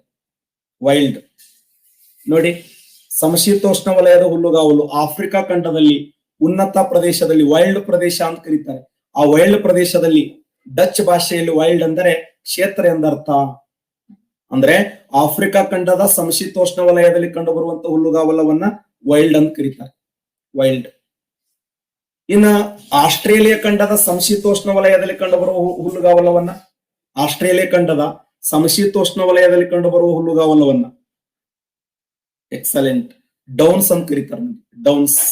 ಆಸ್ಟ್ರೇಲಿಯಾ ಖಂಡದಲ್ಲಿ ಕಂಡುಬರುವಂತ ಸಮಶೀತೋಷ್ಣ ವಲಯದ ಹುಲ್ಲುಗಾವಲವನ್ನ ಡೌನ್ಸ್ ಅಂತ ಕರೀತಾರೆ, ಡೌನ್ಸ್. ಉತ್ತರ ಅಮೆರಿಕದಲ್ಲಿ ಕಂಡುಬರುವಂತ ಹುಲ್ಲುಗಾವಲು, ಉತ್ತರ ಅಮೆರಿಕದಲ್ಲಿ ಕಂಡುಬರುವ ಹುಲ್ಲುಗಾವಲು ಯಾವುದು? ಎಸ್, ಪ್ರೈರಿಸ್ ಹುಲ್ಲುಗಾವಲು ಅಂತ ಕರೀತಾರೆ, ಪ್ರೈರಿಸ್ ಹುಲ್ಲುಗಾವಲು. ಏನ್ ಸರ ಎಲ್ಲ ಇವು? ಪ್ರೈರಿಸ್ ಹುಲ್ಲುಗಾವಲು, ವೈಲ್ಡ್ ಹುಲ್ಲುಗಾವಲು, ಇವೇ ಕ್ವಶನ್ ಆಗ್ತವೆ, ನೆನಪಿಡಿ, ಇವೇ ಕ್ವಶನ್ ಆಗ್ತವೆ. ವೈಲ್ಡ್ ಹುಲ್ಲುಗಾವಲು, ಪ್ರೈರಿಸ್ ಹುಲ್ಲುಗಾವಲು, ಡೌನ್ಸ್ ಹುಲ್ಲುಗಾವಲು. ಸ್ಟೆಪಿಸ್ ಎಲ್ಲಿ ಕಂಡು ಬರ್ತದೆ? ಸ್ಟೆಪಿಸ್ ಹುಲ್ಲುಗಾವಲು ಎಲ್ಲಿ ಕಂಡು ಬರ್ತದೆ? ಸ್ಟೆಪಿಸ್ ಅನ್ನುವಂತ ಹುಲ್ಲುಗಾವಲು ಏಷ್ಯಾ ಖಂಡದಲ್ಲಿ ಕಂಡು ಬರ್ತದೆ ನೋಡಿ. ಏಷ್ಯಾ ಖಂಡದಲ್ಲಿ ಕಂಡು ಬರುವಂತ ಹುಲ್ಲುಗಾವಲು ಅದು ರಷ್ಯಾ ದೇಶದಲ್ಲಿ, ಏಷ್ಯಾ ಖಂಡದ ರಷ್ಯಾ ದೇಶದಲ್ಲಿ ಕಂಡು ಬರುವಂತ ಹುಲ್ಲುಗಾವಲವನ್ನ ಸ್ಟೆಪಿಸ್ ಹುಲ್ಲುಗಾವಲು ಅಂತ ಕರೀತಾರೆ ನೋಡಿ. ಆಫ್ರಿಕಾ ಖಂಡದ ಸಮಶೀತೋಷ್ಣ ವಲಯದ ಹುಲ್ಲುಗಾವಲು ಏನಂತ ಕರೀತಾರೆ ಅಂದ್ರೆ ವೈಲ್ಡ್ ಅಂತ ಕರೀತಾರೆ. ವೈಲ್ಡ್ ಎಂದರೆ ಡಚ್ ಭಾಷೆಯಲ್ಲಿ ಕ್ಷೇತ್ರ ಎಂದರ್ಥ. ಪ್ರಪಂಚದ ಒಟ್ಟು ವಜ್ರದ ನಿಕ್ಷೇಪದಲ್ಲಿ ಆಫ್ರಿಕಾದ ಪಾಲು ಎಷ್ಟು?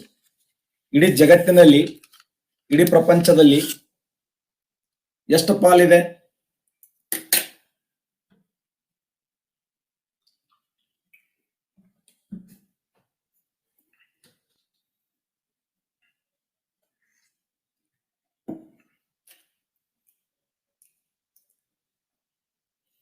ಸರಿಯಾದಂತ ಉತ್ತರ ಎಷ್ಟು ಅಂತಂದ್ರೆ 80% ನೋಡಿ. ಪ್ರಪಂಚದ ಒಟ್ಟು ವಜ್ರದ ನಿಕ್ಷೇಪದಲ್ಲಿ ಆಫ್ರಿಕಾದ ಪಾಲು ಎಷ್ಟು? ಜಗತ್ತಿನ ಒಟ್ಟು ನಿಕ್ಷೇಪದಲ್ಲಿ ಆಫ್ರಿಕಾದ ಪಾಲು ಎಷ್ಟು ಅಂದ್ರೆ 80%. ಏನು? ವಜ್ರದ ನಿಕ್ಷೇಪ ಅಲ್ಲ, ವಜ್ರದ ನಿಕ್ಷೇಪ ಎಷ್ಟು ಅಂತಂದ್ರೆ ಎಷ್ಟು ಪರ್ಸೆಂಟ್ ಇದೆ? 80% ಇದೆ ನೋಡಿ, 80%. ಇದು ನೋಡಿ, ವಜ್ರ ಮತ್ತು ಬಂಗಾರವನ್ನು ತೆಗೆದುಕೊಂಡಾಗ ಆಫ್ರಿಕಾ ಖಂಡದಲ್ಲಿ ಪ್ರಪಂಚದ ಒಟ್ಟು ವಜ್ರದ ನಿಕ್ಷೇಪದಲ್ಲಿ 80%, 80% ಭಾಗವು ಆಫ್ರಿಕಾ ಒಂದರಲ್ಲಿ ಕಂಡುಬರುತ್ತದೆ. ಆಫ್ರಿಕಾ ಖಂಡದ ಅತ್ಯಂತ ಪ್ರಮುಖವಾಗಿರುವಂತಹ ವಜ್ರದ ನಿಕ್ಷೇಪ ಅಂದ್ರೆ ಕಿಂಬರ್ಲಿನ್ ನೋಡಿ, ದಕ್ಷಿಣ ಆಫ್ರಿಕಾದಲ್ಲಿ ಕಂಡು ಬರುತ್ತದೆ. ಕಿಂಬರ್ಲಿನ್ ಅನ್ನೋದು ಇಡೀ ಭೂಮಿಯ ಮೇಲೆ ಅತ್ಯಂತ ಆಳವಾಗಿರುವಂತಹ ವಜ್ರದ ನಿಕ್ಷೇಪ ಅಂತ ಕರೀತಾರೆ. ಟೌಟೋನ್ ಅನ್ನೋದು ಇದೇ ಆಫ್ರಿಕಾ, ದಕ್ಷಿಣ ಆಫ್ರಿಕಾದಲ್ಲಿ ಟೌಟೋನ್ ಬರ್ತದೆ. ಟೌಟೋನ್ ಎದಕ್ಕೆ ಫೇಮಸ್ ಆಗಿದೆ? ಟೌಟೋನ್ ಎಕ್ಸಲೆಂಟ್, ಚಿನ್ನಕ್ಕೆ ಫೇಮಸ್ ಆಗಿದೆ ನೋಡಿ. ಚಿನ್ನ ಅಂದ್ರೆ ಟೌಟೋನ್, ಟೌಟೋನ್ ಅಂದ್ರೆ ಚಿನ್ನ. ಇನ್ನ ಕಿಂಬರ್ಲಿನ್ ಅಂದ್ರೆ ವಜ್ರದ ಗಣಿ. ಭೂಮಿಯ ಮೇಲಿನ 80% ಪ್ರಪಂಚದ ಒಟ್ಟು ವಜ್ರದ ನಿಕ್ಷೇಪದಲ್ಲಿ 80% ಭಾಗವು ಒಂದರಲ್ಲೇ ಕಂಡು ಬರ್ತದೆ. ಅದು ಯಾವುದಂದ್ರೆ ಆಫ್ರಿಕಾ ಖಂಡದಲ್ಲಿ. ಅಂದ್ರೆ ಇಲ್ಲಿ ಕಂಡು ಬರುವ ಅಂಗೋಲಾ ಆಗಿರಬಹುದು, ನಮಿಬಿಯಾ ಆಗಿರಬಹುದು, ಗಾನಾ ದೇಶಗಳಲ್ಲಿ ಈ ಒಂದು ವಜ್ರ ಕಂಡು ಬರ್ತದೆ. ಆಫ್ರಿಕಾದಲ್ಲಿ ಕಂಡು ಬರುವ ಬುಡಕಟ್ಟು ಜನಾಂಗ ಯಾವುದು?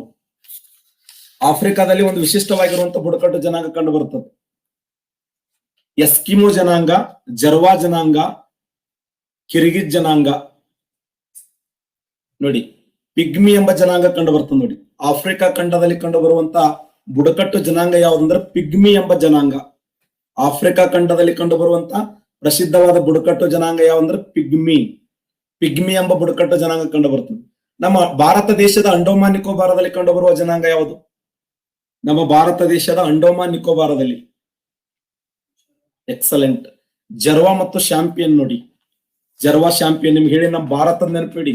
ಸೋಲಿಗರು ಕರ್ನಾಟಕ, ಮುಂಡರು ಜಾರ್ಖಂಡ್, ಚಾಂಪಿಯನ್ ಅಂಡೋಮಾನ್ ನಿಕೋಬಾರ್, ಲುಷಿಯಾ ಮಿಜೋರಾಂ, ಚುಟಿಯಾ ಅಸ್ಸಾಂ, ಮೀನರು ರಾಜಸ್ಥಾನ್, ಸಂತಾಲರು ಪಶ್ಚಿಮ ಬಂಗಾಳ, ಬಿಲ್ಲರು ಗುಜರಾತ್, ಮುರಾರಿ ಮಧ್ಯಪ್ರದೇಶ್, ಜರ್ವಾ ಅಂಡೋಮಾನ್ ನಿಕೋಬಾರ್, ಕೊಂಡರು ಒಡಿಸ್ಸಾ, ಕಾಸಿ ಮೇಘಾಲಯ, ನಾಗಾಲ್ಯಾಂಡ್, ಉರ್ಲಿ ಕೇರಳ, ವರ್ಲಿ ಮಹಾರಾಷ್ಟ್ರ, ತೋಡಿಗ ತಮಿಳುನಾಡು, ಗೊಂಡ ಮಧ್ಯಪ್ರದೇಶ್, ಚೆಂಚು ಆಂಧ್ರ ಪ್ರದೇಶ್, ಲಪ್ಚಾ ಸಿಕ್ಕಿಂ, ಗಡ್ಡಿ ಹಿಮಾಚಲ ಪ್ರದೇಶ್, ಚಕ್ಮಾ ತ್ರಿಪುರಾ. ನಮ್ಮ ದೇಶದಲ್ಲಿ ಕಂಡು ಬರುವಂತ ಬುಡಕಟ್ಟು ಜನಾಂಗದ ಮೇಲೆ ಒಂದು ಫಾರ್ಮುಲಾ ಮಾಡಿ ನಿಮ್ದೇ ಟೆಕ್ನಿಕಲ್ ಯೂಸ್ ಮಾಡಿ ಪರ್ಫೆಕ್ಟ್ ಆಗ್ರಿ. ಹಾಗಾದ್ರೆ ಜರ್ವಾ ಅನ್ನುವಂತ ಜನಾಂಗ ಅಂಡೋಮಾನ್ ನಿಕೋಬಾರದಲ್ಲಿ ಕಂಡು ಬಂದ್ರೆ, ಪಿಗ್ಮಿ ಅನ್ನುವಂತ ಜನಾಂಗ ಎಲ್ಲಿ ಕಂಡು ಬರ್ತಾರೆ ಅಂದ್ರೆ ಆಫ್ರಿಕಾ ಖಂಡದಲ್ಲಿ ಕಂಡು ಬರ್ತಾರೆ. ಆಫ್ರಿಕಾ ಖಂಡದಲ್ಲಿ ಕಂಡು ಬರುವಂತ ಬುಡಕಟ್ಟು ಜನಾಂಗ ಯಾವಂದ್ರೆ ಪಿಗ್ಮಿ ಎಂಬ ಜನಾಂಗ, ನೆನಪಿಡಿ. ಪಿಗ್ಮಿ ಎಲ್ಲಿ? ಕಾಂಗೋ ಕಣಿವೆಯಲ್ಲಿ ನೋಡಿ. ಪಿಗ್ಮಿಗಳು ಪ್ರಪಂಚದಲ್ಲಿ ಅತಿ ಗಿಡ್ಡ ಜನರಿದ್ದಾರೆ. ಅತಿ ಗಿಡ್ಡ ನೋಡ್ಲಕ್ಕ, ಗಿಡ್ಡನೆಯ ದೇಹ, ಕಪ್ಪು ಮೈಬಣ್ಣ, ಚಪ್ಪಟೆಯ ಮೂಗು, ದಪ್ಪನೆ ತುಟಿ, ಅಗಲವಾದ ಹಣೆ, ಗುಂಗುರು ಕೂದಲು. ಆದ್ರೂ ಒಂದೇಟ್ ಹೊಡೆದ್ರೆ ಕತ್ತರು ಸುಂಬಳ್ಬೇಕು, ಅಷ್ಟು ಡೇಂಜರ್ ಜನಾಂಗ. ಇಡೀ ಪ್ರಪಂಚದಲ್ಲಿ ಅತ್ಯಂತ ಗಿಡ್ಡ ಜನಾಂಗ ಯಾವ್ದಂದ್ರೆ ಅದು ಪಿಗ್ಮಿಗಳು ಅಂತ ಕರೀತಾರೆ. ಪಿಗ್ಮಿಗಳು ಪ್ರಪಂಚದಲ್ಲಿ ಅತ್ಯಂತ ಗಿಡ್ಡ ಜನಾಂಗವಾಗಿದ್ದು ಕಾಂಗೋ ಕಣಿವೆಯಲ್ಲಿ ವಾಸ ಮಾಡುತ್ತಾರೆ ಅಂತ. ಕಾಂಗೋ ಕಣಿವೆಯಲ್ಲಿ ವಾಸ ಮಾಡುವ ಪ್ರಪಂಚದ ಅತ್ಯಂತ ಗಿಡ್ಡ ಜನಾಂಗ ಯಾವ್ದಂದ್ರೆ ಪಿಗ್ಮಿಗಳು ಅಂತ ಕರೀತಾರೆ. ನೆನಪಿಡಿ, ಪಿಗ್ಮಿಗಳು ನೋಡ್ಲಕ್ ಹೆಂಗದಾರೆ, ಗಿಡ್ಡನೆಯ ದೇಹ, ಹಳದಿ ಮೈ ಬಣ್ಣ, ಚಿಕ್ಕ ಕಣ್ಣು, ಏನು ಗಿಡ್ಡನೆಯ ದೇಹ, ಕಪ್ಪು ಮೈ ಬಣ್ಣ, ಚಪ್ಪಟೆ ಮೂಗು, ದಪ್ಪನೆ ತುಟಿ, ಅಗಲವಾದ ಹಣೆ, ಗುಂಗುರು ಕೂದಲು ಹೊಂದಿರುವಂತಹ ಒಂದು ಜನಾಂಗ ಯಾವ್ದಂದ್ರೆ ಪಿಗ್ಮಿ ಜನಾಂಗ. ಯಾವ ಕಣಿವೆಯಲ್ಲಿ ಕಂಡು ಬರ್ತಾರೆ ಅಂದ್ರೆ ಕಾಂಗೋ ಕಣಿವೆಯಲ್ಲಿ ಕಂಡು ಬರ್ತಾರೆ. ಕಾಂಗೋ ಕಣಿವೆಯಲ್ಲಿ. ಆಫ್ರಿಕಾದಲ್ಲಿ ಕಂಡು ಬರುವಂತಹ ಪರ್ವತ ಶ್ರೇಣಿಗಳೆಂದರೆ ಯಾವ ಪರ್ವತಗಳು ಕಂಡು ಬರ್ತವೆ? ಯುರಾಲ್ಸ್ ಪರ್ವತಗಳು, ಅಟ್ಲಾಸ್ ಪರ್ವತಗಳು, ಆಂಡಿಸ್ ಪರ್ವತಗಳು, ಆಲ್ಪ್ಸ್ ಪರ್ವತಗಳು. ಯಾವ ಪರ್ವತಗಳು ಕಂಡು ಬರ್ತವೆ? ಇಲ್ಲಿ ಕಂಡು ಬರುವಂತಹ ಪರ್ವತಗಳ ಹೆಸರೇನು? ಆಫ್ರಿಕಾ ಖಂಡದಲ್ಲಿ ಕಂಡು ಬರುವಂತಹ ಪ್ರಧಾನವಾಗಿರುವಂತಹ ಪರ್ವತ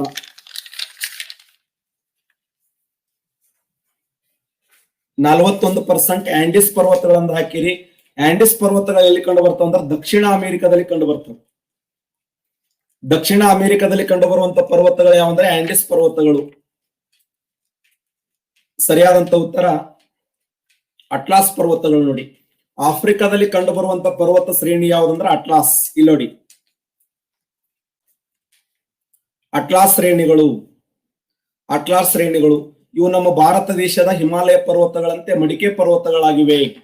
ಜಗತ್ತಿನ ಅತ್ಯಂತ ಪ್ರಧಾನವಾದ ಹಳೆಯ ಮಡಿಕೆ ಪರ್ವತಗಳಂತಂದ್ರೆ ನಮ್ಮ ಭಾರತ ದೇಶದಲ್ಲಿ ಅರಾವಳಿ ಬೆಟ್ಟಗಳು, ಅಮೆರಿಕ ದೇಶದಲ್ಲಿ ಅಪಲೇಷನ್ ಪರ್ವತಗಳು, ಆಫ್ರಿಕಾ ಖಂಡದಲ್ಲಿ ಕಂಡು ಬರುವಂತಹ ಅಟ್ಲಾಸ್ ಪರ್ವತಗಳು.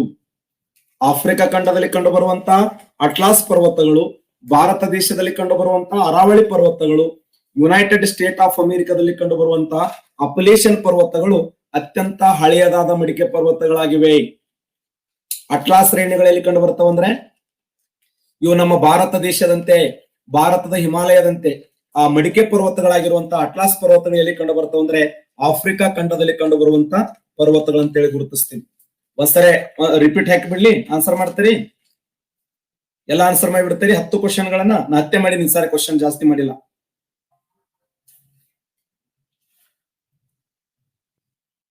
ಪಾಠ ಹೇಳ್ಬೇಕಂತ ಹೇಳಿ ಬೇಡಪ್ಪ ಇದನ್ನ.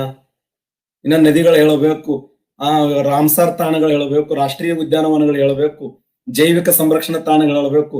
ಇಲ್ಲಾಂದ್ರೆ ಎಕ್ಸಾಮ್ ಮುಗಿಲ ನಿಂದಿರ್ತಾರೆ. ಕೊಟ್ಟ ಮಾತನ್ನ ತಪ್ಪಿದರೆ ಮೆಚ್ಚನ ಪರಮಾತ್ಮನು. ಮತ್ತೆ ವಿಶೇಷವಾಗಿ ಇವತ್ತು 9 ಗಂಟೆಗಳ ಕ್ಲಾಸಿಗೆ ನಮ್ಮ ಜಗತ್ತಿನ ಅತ್ಯಂತ ಉದ್ದವಾಗಿರುವಂತ ನದಿ ಯಾವ್ದಂದ್ರೆ, ಪ್ರಪಂಚದ ಅತ್ಯಂತ ಉದ್ದವಾಗಿರುವಂತ ನದಿ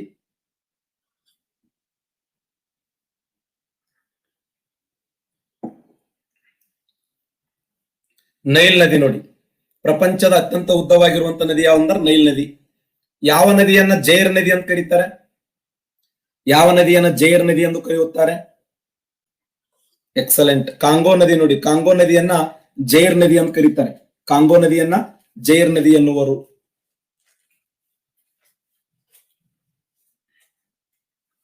ಜಗತ್ತಿನ ಅತಿ ದೊಡ್ಡ ನದಿ ಮುಖಜ ಭೂಮಿ ನಿರ್ಮಾಣ ಮಾಡಿದ ನದಿ ಯಾವುದು? ಪ್ರಪಂಚದ ಅತ್ಯಂತ ದೊಡ್ಡದಾಗಿರುವಂತಹ ನದಿ ಮುಖಜ ಭೂಮಿ ನಿರ್ಮಾಣ ಮಾಡಿದ ನದಿ ಎಕ್ಸಲೆಂಟ್, ಗಂಗಾ ನದಿ. ನೋಡಿ, ಯಾಕಂದ್ರೆ ಗಂಗಾ ನದಿ ನಿರ್ಮಾಣ ಮಾಡಿದಂತ ನದಿ ಮುಖಜ ಭೂಮಿ ಯಾವ್ದಂದ್ರೆ ಸುಂದರ್ಬನ್ ನದಿ ಮುಖಜ ಭೂಮಿ ಅಂತ ಕರಿತೀವಿ. ಪ್ರಪಂಚದ ಅತ್ಯಂತ ದೊಡ್ಡದಾಗಿರುವಂತ ನದಿ ಮುಖಜ ಭೂಮಿ ಯಾವ್ದಂದ್ರೆ ಅದು ಗಂಗಾ ನದಿ ಮುಖಜ ಭೂಮಿ. ಅಲ್ಲಿ ಬೆಳೆಯುವಂತ ಮರಗಳು ಯಾವಂದ್ರೆ ಸುಂದರಿ ಮರಗಳು. ಆ ಉದ್ದೇಶಕ್ಕಾಗಿ ಅದನ್ನ ಸುಂದರ್ಬನ್ ನದಿ ಮುಖಜ ಭೂಮಿ ಅಂತ ಹೇಳಿ ಕರಿತೀವಿ. ಜಗತ್ತಿನ ಪ್ರಸಿದ್ಧವಾಗಿರುವಂತ ಅನುಕೊಂಡ ಹಾವುಗಳು ಮತ್ತೆ ಡೇಂಜರ್ ಆಗಿರುವಂತ ಮೀನುಗಳು ಕಂಡು ಬರ್ತವೆ. ಯಾವ ಮೀನದು? ಡೇಂಜರಸ್, ಪ್ರಪಂಚದ ಅತ್ಯಂತ ಡೇಂಜರ್ ಮೀನುಗಳು ಅಂತ ಕರೀತಾರೆ.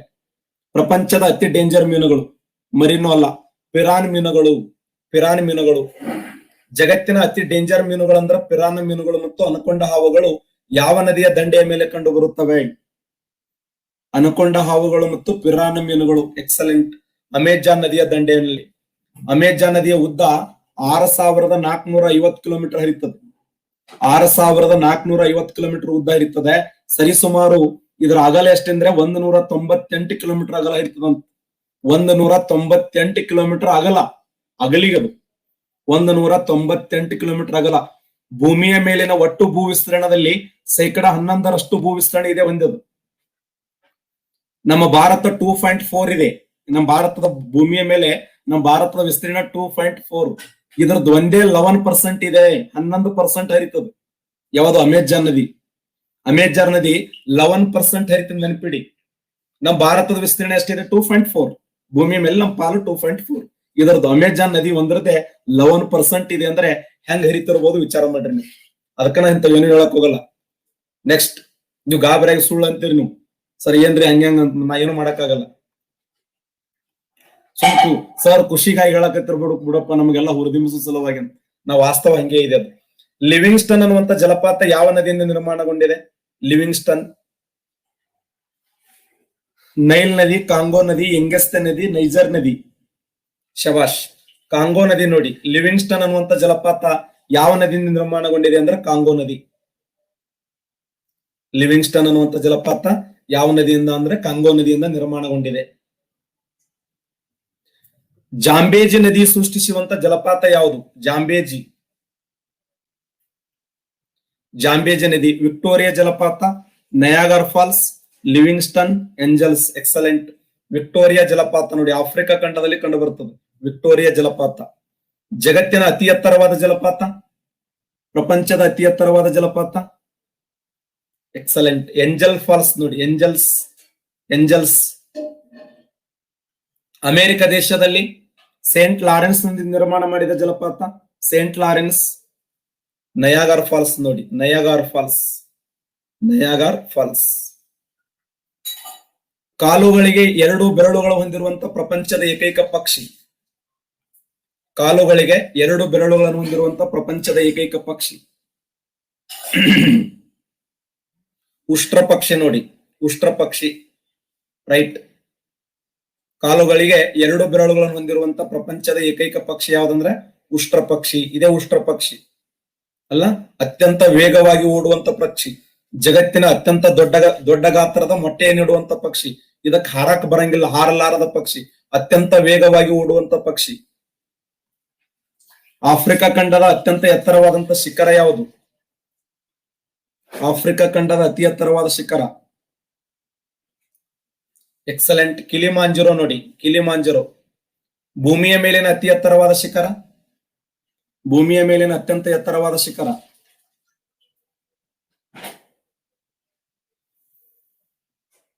ಶವಾಶ್. ಎವರೆಸ್ಟ್ ನೋಡಿ, ಮೌಂಟ್ ಎವರೆಸ್ಟ್. ಭೂಮಿಯ ಮೇಲಿನ ಅತ್ಯಂತ ಎತ್ತರವಾಗಿರುವಂತ ಶಿಖರ ಯಾವಂದ್ರ ಮೌಂಟ್ ಎವರೆಸ್ಟ್. Mount Everest. ಭೂಮಿಯ ಮೇಲಿನ ಅತಿ ಎತ್ತರವಾದ ಏಕಶಿಖರ, ಏಕಶಿಲೆ. ಭೂಮಿಯ ಮೇಲಿನ ಅತ್ಯಂತ ಎತ್ತರವಾಗಿರುವಂತ ಏಕಶಿಲೆ ಯುರಾಲ್ಸ್ ನೋಡಿ, ಯುರಾಲ್ಸ್. ಇನ್ನು ಮೌಂಟ್ ಮ್ಯಾಕ್ಕಿನ್ಲೆ ಎಲ್ಲಿದೆ ಅಂದ್ರೆ ಉತ್ತರ ಅಮೆರಿಕದ ಅತಿ ಎತ್ತರವಾದ ಶಿಖರ ಅದು. ಉತ್ತರ ಅಮೆರಿಕದ ಅತ್ಯಂತ ಎತ್ತರವಾಗಿರುವಂತ ಶಿಖರ ಯಾವಂದ್ರ ಮೌಂಟ್ ಮ್ಯಾಕ್ಕಿನ್ಲೆ. ಮೌಂಟ್ ಮ್ಯಾಕ್ಕಿನ್ಲೆ ಎಲ್ಲಿ ಕಂಡು ಬರ್ತಂದ್ರೆ ಉತ್ತರ ಅಮೆರಿಕದಲ್ಲಿ ಕಂಡು ಬರ್ತದೆ. ಉತ್ತರ ಅಮೆರಿಕದ ಅತ್ಯಂತ ಎತ್ತರವಾಗಿರುವಂತ ಶಿಖರ ಯಾವಂದ್ರೆ ಮೌಂಟ್ ಮ್ಯಾಕ್ಕಿನ್ಲೆ. ಪ್ರಪಂಚದ ಪ್ರಧಾನವಾದಂತ ಶಿಖರಗಳನ್ನು ತೆಗೆದುಕೊಂಡಾಗ ಅಂಟಾರ್ಟಿಕ್ ಖಂಡದ ಅತ್ಯಂತ ಎತ್ತರವಾಗಿರುವಂತ ಶಿಖರ ಯಾವ್ದಂದ್ರೆ ವಿನ್ಸನ್ ಮ್ಯಾಸಿಫ್. ಆಸ್ಟ್ರೇಲಿಯಾ ಖಂಡದ ಅತಿ ಎತ್ತರವಾದ ಶಿಖರ ಕೋಸಿಸ್ಕೋ. ಏಷ್ಯಾ ಖಂಡದ ಅತಿ ಎತ್ತರವಾದ ಶಿಖರ ಮೌಂಟ್ ಎವರೆಸ್ಟ್. ಇನ್ನ ಆಫ್ರಿಕಾ ಖಂಡದ ಅತಿ ಎತ್ತರವಾದ ಶಿಖರ ಕಿಲಿಮಾಂಜರೋ. ಯುರೋಪ ಖಂಡದ ಅತಿ ಎತ್ತರವಾದ ಶಿಖರ ಮೌಂಟ್ ಎಲ್ಬ್ರಸ್. ಉತ್ತರ ಅಮೆರಿಕದ ಅತಿ ಎತ್ತರವಾದ ಶಿಖರ ಮೌಂಟ್ ಮ್ಯಾಕ್ಕಿನ್ಲೆ. ದಕ್ಷಿಣ ಅಮೆರಿಕದ ಅತಿ ಎತ್ತರವಾದ ಶಿಖರ ಅರ್ಜೆಂಟೈನ್ ದೇಶದ ಅಕಂಕಾಗುವ ನೋಡಿ. ಸಪ್ತ ಖಂಡಗಳ ಸಪ್ತ ಪರ್ವತಗಳು ಅಂತ ಕರಿತೀವಿ. ಸಪ್ತ ಖಂಡಗಳಲ್ಲಿ ಕಂಡು ಬರುವಂತ ಸಪ್ತ ಪರ್ವತಗಳು. ಭೂಮಿಯ ಮೇಲೆ ನಮ್ ಪೊಲೀಸ್ ಎಕ್ಸಾಮ್ ಆಗ್ಲಿ, PSI ಎಕ್ಸಾಮ್ ಆಗ್ಲಿ, ಅಥವಾ FD ಆಗ್ಲಿ, ಮ್ಯಾಚ್ ದ ಫಾಲೋಯಿಂಗ್ ಹಿಂಗೆ ಕ್ವಶನ್ ಕೇಳ್ತಾನೆ. ಸಪ್ತ ಖಂಡಗಳ ಸಪ್ತ ಪರ್ವತಗಳನ್ನು ತೆಗೆದುಕೊಂಡಾಗ ಸೀರಿಯಲ್ ಆಗಿ ಇದೇ ತರ ಬರ್ತಾವ.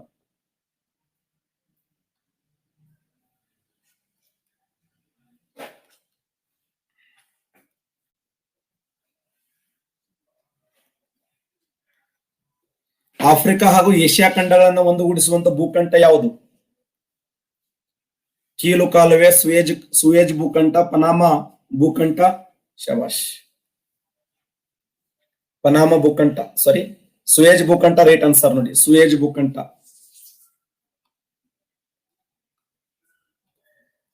ಆಫ್ರಿಕಾ ಖಂಡದ ಸಮಶೀತೋಷ್ಣ ವಲಯದ ಹುಲ್ಲುಗಾವಲವನ್ನ, ಆಫ್ರಿಕಾ ಖಂಡದ ಸಮಶೀತೋಷ್ಣ ವಲಯದ ಹುಲ್ಲುಗಾವಲವನ್ನ ಶವಾಶ್ ವೈಲ್ಡ್ ಹುಲ್ಲುಗಾವಲು ಅಂತ ಕರೀತಾರೆ, ವೈಲ್ಡ್ ಹುಲ್ಲುಗಾವಲು. ಆಸ್ಟ್ರೇಲಿಯಾ ಖಂಡದ ಸಮಶೀತೋಷ್ಣ ವಲಯದ ಹುಲ್ಲುಗಾವಲವನ್ನ, ಆಸ್ಟ್ರೇಲಿಯಾ ಖಂಡದ ಸಮಶೀತೋಷ್ಣ ವಲಯದ ಹುಲ್ಲುಗಾವಲವನ್ನ ಡೌನ್ಸ್ ಅಂತ ಕರೀತಾರೆ, ಡೌನ್ಸ್. ಏಷ್ಯಾ ಖಂಡದಲ್ಲಿ ಕಂಡುಬರುವಂತ ಸಮಶೀತೋಷ್ಣ ವಲಯದ ರಷ್ಯಾ ದೇಶದ ಹುಲ್ಲುಗಾವಲವನ್ನ, ಏಷ್ಯಾ ಖಂಡದಲ್ಲಿ ಸ್ಟೆಪಿಸ್ ಹುಲ್ಲುಗಾವಲು ನೋಡಿ. ಯುನೈಟೆಡ್ ಸ್ಟೇಟ್ ಆಫ್ ಅಮೆರಿಕಾದಲ್ಲಿ ಕಂಡುಬರುವ ಹುಲ್ಲುಗಾವಲು ಅಥವಾ ಉತ್ತರ ಅಮೆರಿಕದ ಹುಲ್ಲುಗಾವಲು, ಅದಕ್ಕೆ ಉತ್ತರ ಅಮೆರಿಕವನ್ನ ಪ್ರೈರಿಸ್ ನಾಡು ಅಂತ ಕರೀತಾರೆ ನೋಡಿ. ಉತ್ತರ ಅಮೆರಿಕವನ್ನ ಏನಂತ ಕರೀತಾರೆ ಅಂದ್ರೆ ಪ್ರೈರಿಸ್ ನಾಡು. ಪ್ರೈರಿಸ್ ನಾಡು ಎಂದು ಯಾವ ಖಂಡವನ್ನು ಕರೀತಾರೆ ಅಂದ್ರೆ ಉತ್ತರ ಅಮೆರಿಕವನ್ನ. ಪ್ರಪಂಚದ ಒಟ್ಟು ವಜ್ರದ ನಿಕ್ಷೇಪದಲ್ಲಿ ಆಫ್ರಿಕಾದ ಪಾಲ್ ಎಷ್ಟು? ಪ್ರಪಂಚದ ಒಟ್ಟು ವಜ್ರದ ನಿಕ್ಷೇಪದಲ್ಲಿ ಆಫ್ರಿಕಾದ ಪಾಲು 80% ನೋಡಿ, 80% ಪಾಲಿದೆ. ಪ್ರಪಂಚದ ಒಟ್ಟು ವಜ್ರದ ನಿಕ್ಷೇಪದಲ್ಲಿ ಆಫ್ರಿಕಾದ ಪಾಲ್ ಎಷ್ಟಿದೆ ಅಂದ್ರೆ 80%, 80% ಇದೆ ನೋಡಿ. ಆಫ್ರಿಕಾ ಒಂದರದ್ದೇ ಪಾಲು. ಆಫ್ರಿಕಾದಲ್ಲಿ ಕಂಡು ಬರುವಂತ ಬುಡಕಟ್ಟು ಜನಾಂಗ ಎಸ್ಕಿಮೋ ಜನಾಂಗ, ಜರ್ವಾ ಜನಾಂಗ, ಪಿಗ್ಮಿ ಜನಾಂಗ, ಕಿರ್ಗಿಜ್ ಜನಾಂಗ. ಶಬಾಷ್, ಸರಿಯಾದಂತ ಉತ್ತರ ಪಿಗ್ಮಿ ಜನಾಂಗ ನೋಡಿ, ಪಿಗ್ಮಿ.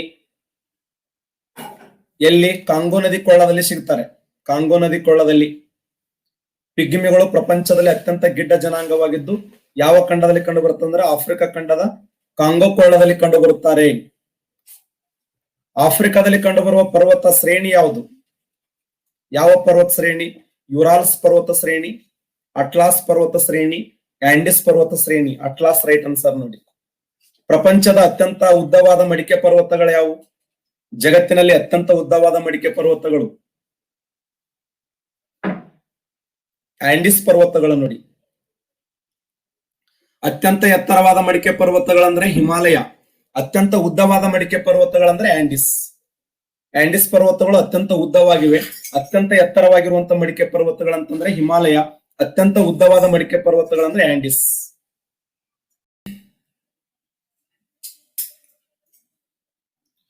ನಾವು ನದಿಗಳ ವ್ಯವಸ್ಥೆಯನ್ನು ಅಧ್ಯಯನ ಮಾಡ್ತಾ ಇದ್ದೆವು. ಉತ್ತರ ಭಾರತದ ಪ್ರಧಾನವಾದ ನದಿಗಳು ಎಷ್ಟಂದ್ರೆ 3 ನದಿಗಳದಾವೆ. ಉತ್ತರ ಭಾರತ ಪ್ರಧಾನವಾದ 3 ನದಿಗಳಂದ್ರೆ ನಂಬರ್ 1 ಗಂಗಾ ನದಿ, ನಂಬರ್ 2 ಸಿಂಧೂ ನದಿ, ನಂಬರ್ 3 ಬ್ರಹ್ಮಪುತ್ರ ನದಿ. ಬ್ರಹ್ಮಪುತ್ರ. ಉತ್ತರ ಭಾರತದಲ್ಲಿ ಕಂಡು ಬರುವಂತ ಪ್ರಧಾನವಾದ ನದಿಗಳು 3 ನದಿಗಳದಾವೆ, ಗಂಗಾ ನದಿ, ಸಿಂಧೂ ನದಿ, ಬ್ರಹ್ಮಪುತ್ರ ಅಂತೇಳಿ. ಈಗಾಗಲೇ ಗಂಗಾ ನದಿಯ ಬಗ್ಗೆ ಡಿಸ್ಕಸ್ ಮಾಡಿದ್ದೇವೆ, ಇನ್ನೊಂದ್ಸರಿ ಹೇಳ್ತೇನೆ. ಗಂಗಾ ನದಿ, ಇದನ್ನ ಭಾರತ ದೇಶದ ರಾಷ್ಟ್ರೀಯ ನದಿ ಅಂತ ಕರೀತಾರೆ. ಗಂಗಾ ನದಿಯನ್ನ ಭಾರತ ದೇಶದ ರಾಷ್ಟ್ರೀಯ ನದಿ, ಭಾರತ ದೇಶದ ಜೀವ ನದಿ, ನದಿಗಳ ತಾಯಿ ಎನಿಸಿಕೊಂಡಂತ ಗಂಗಾ ನದಿ. ಇದರ ಉದ್ದ ಎಷ್ಟಿದೆ ಭಾರತ ದೇಶದಲ್ಲಿ ಅಂದ್ರೆ 2525 ಕಿಲೋಮೀಟರ್ ಉದ್ದ ಇದೆ ಟೋಟಲ್ ಉದ್ದ. ಬಟ್ ಭಾರತ ದೇಶದಲ್ಲಿ 2071 ಕಿಲೋಮೀಟರ್ ಉದ್ದ ಇದೆ. ಗಂಗಾ ನದಿಯ ಒಂದು ವಿಶೇಷ ಏನು ಅಂತಂದ್ರೆ ಗಂಗಾ ಒಪ್ಪಂದ ಇತ್ತು. PSI ಕೇಳಿದ್ದ ಇದನ್ನ. ಗಂಗಾ ಒಪ್ಪಂದ ಆಗಿದ್ದ ಯಾವಾಗ ಅಂದ್ರೆ 1996 ಡಿಸೆಂಬರ್ 12ರಂದು ನೋಡಿ. 1996 ಡಿಸೆಂಬರ್ 12ರಂದು ಯಾವ ಒಪ್ಪಂದ ಜರುಗಿತಂದ್ರೆ ಗಂಗಾ ಒಪ್ಪಂದ. ಯಾರ ಮಧ್ಯದಲ್ಲಿ ಅಂದ್ರೆ ಭಾರತದ ಆಗಿನ ಪ್ರಧಾನಮಂತ್ರಿಗಳಾಗಿರುವಂತ ಸನ್ಮಾನ್ಯ ಶ್ರೀ HD ದೇವೇಗೌಡರು ಮತ್ತು ಬಾಂಗ್ಲಾದೇಶದ ಆಗಿನ ಪ್ರಧಾನಿ ಯಾರು ಶೇಖ್ ಹಸೀನಾ, ಈಗಲೂ ಪ್ರೆಸೆಂಟ್ ಅವರೇ ಅದಾರೆ. ಇವರ ಮಧ್ಯದಲ್ಲಿ ಎಷ್ಟು ವರ್ಷಗಳ ಕಾಲ ಅಂದ್ರೆ 30 ವರ್ಷಗಳ ಕಾಲದವರೆಗೆ, ಟೋಟಲ್ 30 ವರ್ಷಗಳ ಕಾಲದವರೆಗೆ ನಡೆದಂತ ಒಪ್ಪಂದವನ್ನೇ ಗಂಗಾ ನದಿಯ ಒಪ್ಪಂದ ಅಂತ ಕರಿತೀವಿ. ಹಾಗಾದ್ರೆ ಗಂಗಾ ನದಿ ಎಲ್ಲಿ ಹುಡುಕ್ತದಂದ್ರೆ, ನಾವು ಮೊನ್ನೆ ಹೇಳ್ತಾ ಇದ್ದೆ ನಿಮಗೆ 2 ನದಿಗಳದಾವ ಗಂಗಾ ನದಿಗೆ. ಒಂದು ಅಲಕನಂದ ಅನ್ನುವಂತ ನದಿ, ಇನ್ನೊಂದು ಭಗೀರಥಿ ಅನ್ನುವಂತ ನದಿ. ಗಂಗಾ ನದಿಗೆ ಮೂಲ ಕಾಲುವೆಗಳು, ಮೂಲ ನದಿಗಳನ್ನು ತೆಗೆದುಕೊಂಡಾಗ 2 ಮೂಲ ನದಿಗಳನ್ನು ನೋಡ್ತೀವಿ. ಒಂದು ಅಲಕನಂದ, ಇನ್ನೊಂದು ಭಗೀರಥಿ ಅನ್ನುವಂತ ನದಿ. ಇದು ನೋಡಿ, ಉತ್ತರಾಖಂಡದ ಮಹಾ ಹಿಮಾಲಯದಲ್ಲಿ 2 ನದಿಗಳು ಜನ್ಮ ತಾಳ್ತವೆ. 2 ನದಿಗಳು. ಆ 2 ನದಿಗಳು ಯಾವಂತಂದ್ರೆ ಒಂದು ಅಲಕನಂದ ಅಂತೇಳಿ, ಇನ್ನೊಂದು ಇದು ಅಲಕನಂದ.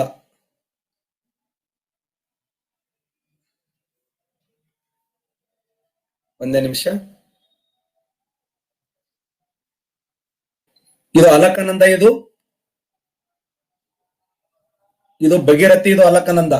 ಈ ಎರಡು ನದಿಗಳು ಒಂದಾಗುವ ಸ್ಥಳ ಯಾವ್ದಂದ್ರೆ ಉತ್ತರಾಖಂಡದ ದೇವಪ್ರಯಾಗ ಎಂಬಲ್ಲಿ ಒಂದಾಗ್ತವೆ.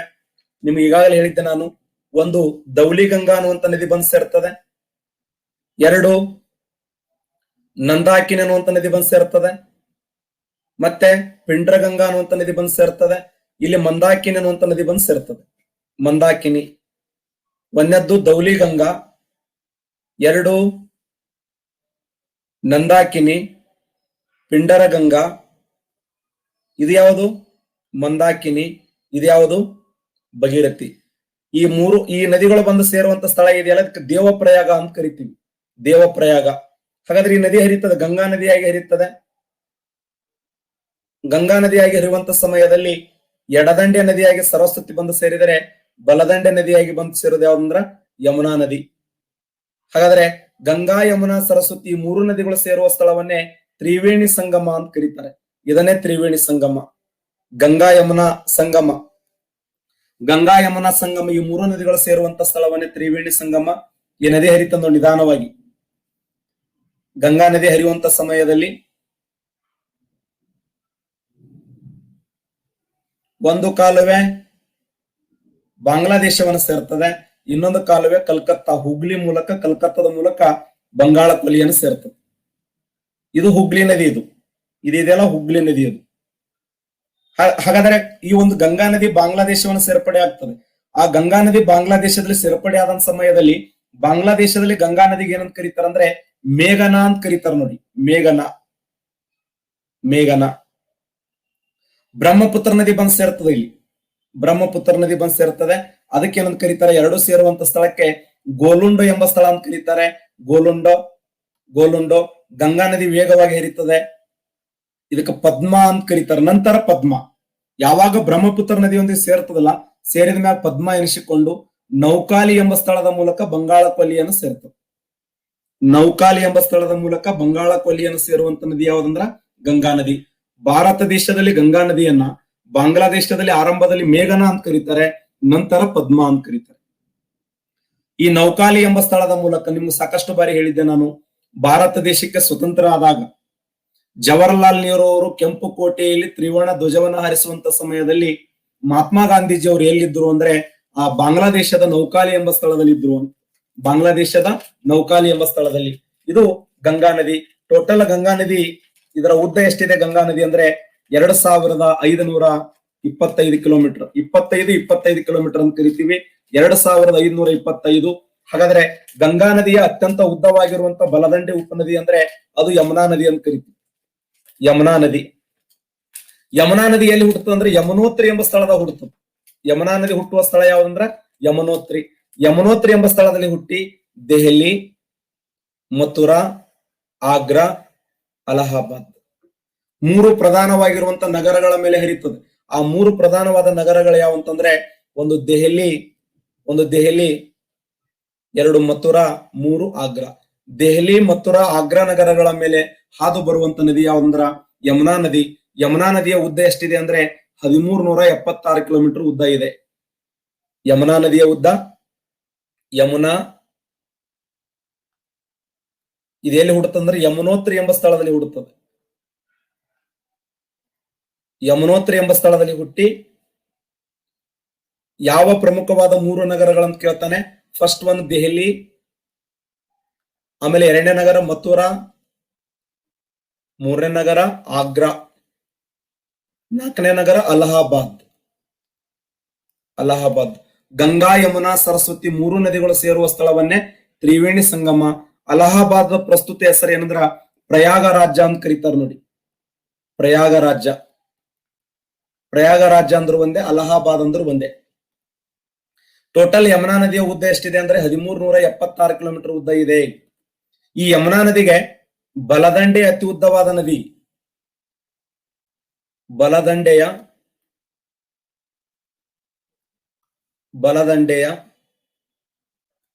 ಅತಿ ಉದ್ದವಾದ ನದಿ ಟೋನ್ ನೋಡಿ, ಟೋನ್. ಬಲದಂಡೆ ಅತ್ಯಂತ ಉದ್ದವಾದ ನದಿ ಅಂದ್ರೆ ಟೋನ್. ಬಲದಂಡೆ ಅತ್ಯಂತ ಉದ್ದವಾದ ನದಿ ಅಂತಂದ್ರೆ ಚಂಬಲ್. ಎಡದಂಡೆಯ ಅತಿ ಉದ್ದವಾದ ನದಿ ಅಂದ್ರೆ ಟೋನ್ ನದಿ ನೋಡಿ, ಟೋನ್. ಎಡದಂಡೆ ಅತ್ಯಂತ ಉದ್ದವಾದ ನದಿ ಅಂದ್ರೆ ಟೋನ್, ಬಲದಂಡೆ ಅತ್ಯಂತ ಉದ್ದವಾದ ನದಿ ಅಂದ್ರೆ ಚಂಬಲ್. ಬಲದಂಡೆಯಲ್ಲಿ ಚಂಬಲ್ ಆದರೆ ಎಡದಂಡೆಯಲ್ಲಿ ಟೋನ್.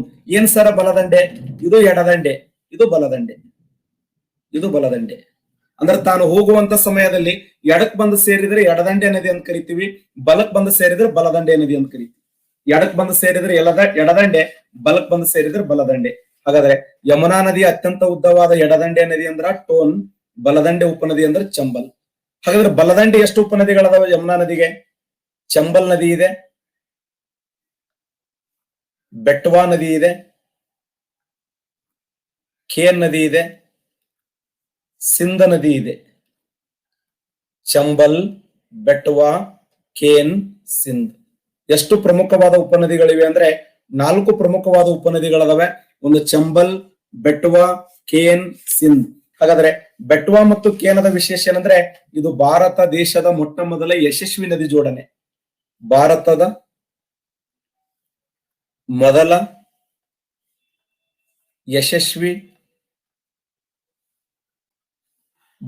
ಮೊಟ್ಟ ಮೊದಲ ಯಶಸ್ವಿ ನದಿ ಜೋಡಣೆ ಯಾವುದಂದ್ರೆ ಬೆಟ್ವಾ ಮತ್ತು ಖೇನ್ ನದಿಗಳು ನೋಡಿ. ಬೆಟ್ವಾ ಮತ್ತು ಖೇನ್ ನದಿಗಳು ಒಂದುಗೂಡಿ ಉತ್ತರ ಪ್ರದೇಶ ಹಾಗೂ ಮಧ್ಯಪ್ರದೇಶ ಸರ್ಕಾರಗಳು ಒಂದುಗೂಡಿ ಮಾಡಿರ್ತಕ್ಕಂಥ ಸ್ಕೀಮ್ ಇದು.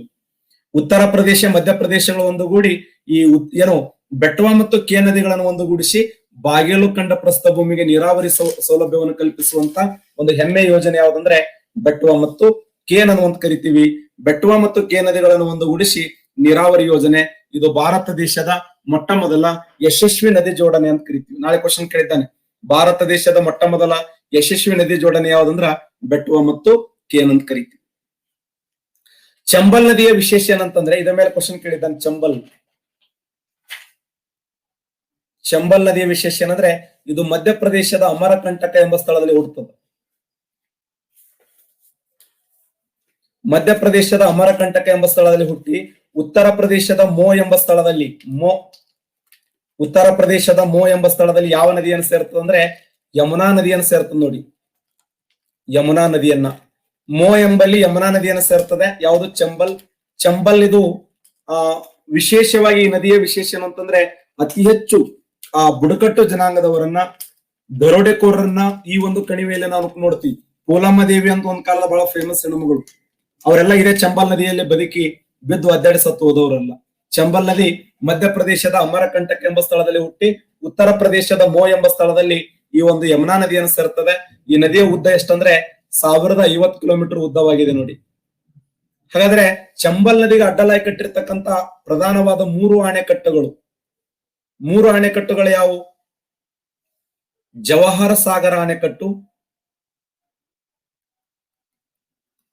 ಸರ್ದಾರ್ ಜವಾಹರ್ ಅಣೆಕಟ್ಟು, ರಾಣಾ ಪ್ರತಾಪ್ ಸಾಗರ ಅಣೆಕಟ್ಟು, ಇನ್ನೊಂದು ಅಣೆಕಟ್ಟಿದೆ ಇಲ್ಲಿ. ಯಾರು ಹೇಳ್ತಾರೆ? ಒಂದು ಜವಾಹರ್ ಸಾಗರ ಅಣೆಕಟ್ಟು, ರಾಣಾ ಪ್ರತಾಪ್ ಸಾಗರ ಅಣೆಕಟ್ಟು, ಇನ್ನೊಂದು ಗಾಂಧಿ ಸಾಗರ ಅಣೆಕಟ್ಟು ನೋಡಿ. ಗಾಂಧಿ ಸಾಗರ ಅಣೆಕಟ್ಟು ಪ್ರಧಾನವಾಗಿರುವಂತಹ ಅಣೆಕಟ್ಟುಗಳು ನೋಡಿ. ಜವಾಹರ್ ಸಾಗರ ಅಣೆಕಟ್ಟು, ರಾಣಾ ಪ್ರತಾಪ್ ಸಾಗರ ಅಣೆಕಟ್ಟು, ಗಾಂಧಿ ಸಾಗರ ಅಣೆಕಟ್ಟು ಯಾವ ನದಿಗೆ ಅಡ್ಡಲಾಗಿ ಕಟ್ಟಲಾಗಿದೆ ಅಂದ್ರೆ ಅದು ಚಂಬಲ್ ನದಿಗೆ ಅಡ್ಡಲಾಗಿ ಕಟ್ಟಲಾಗಿದೆ.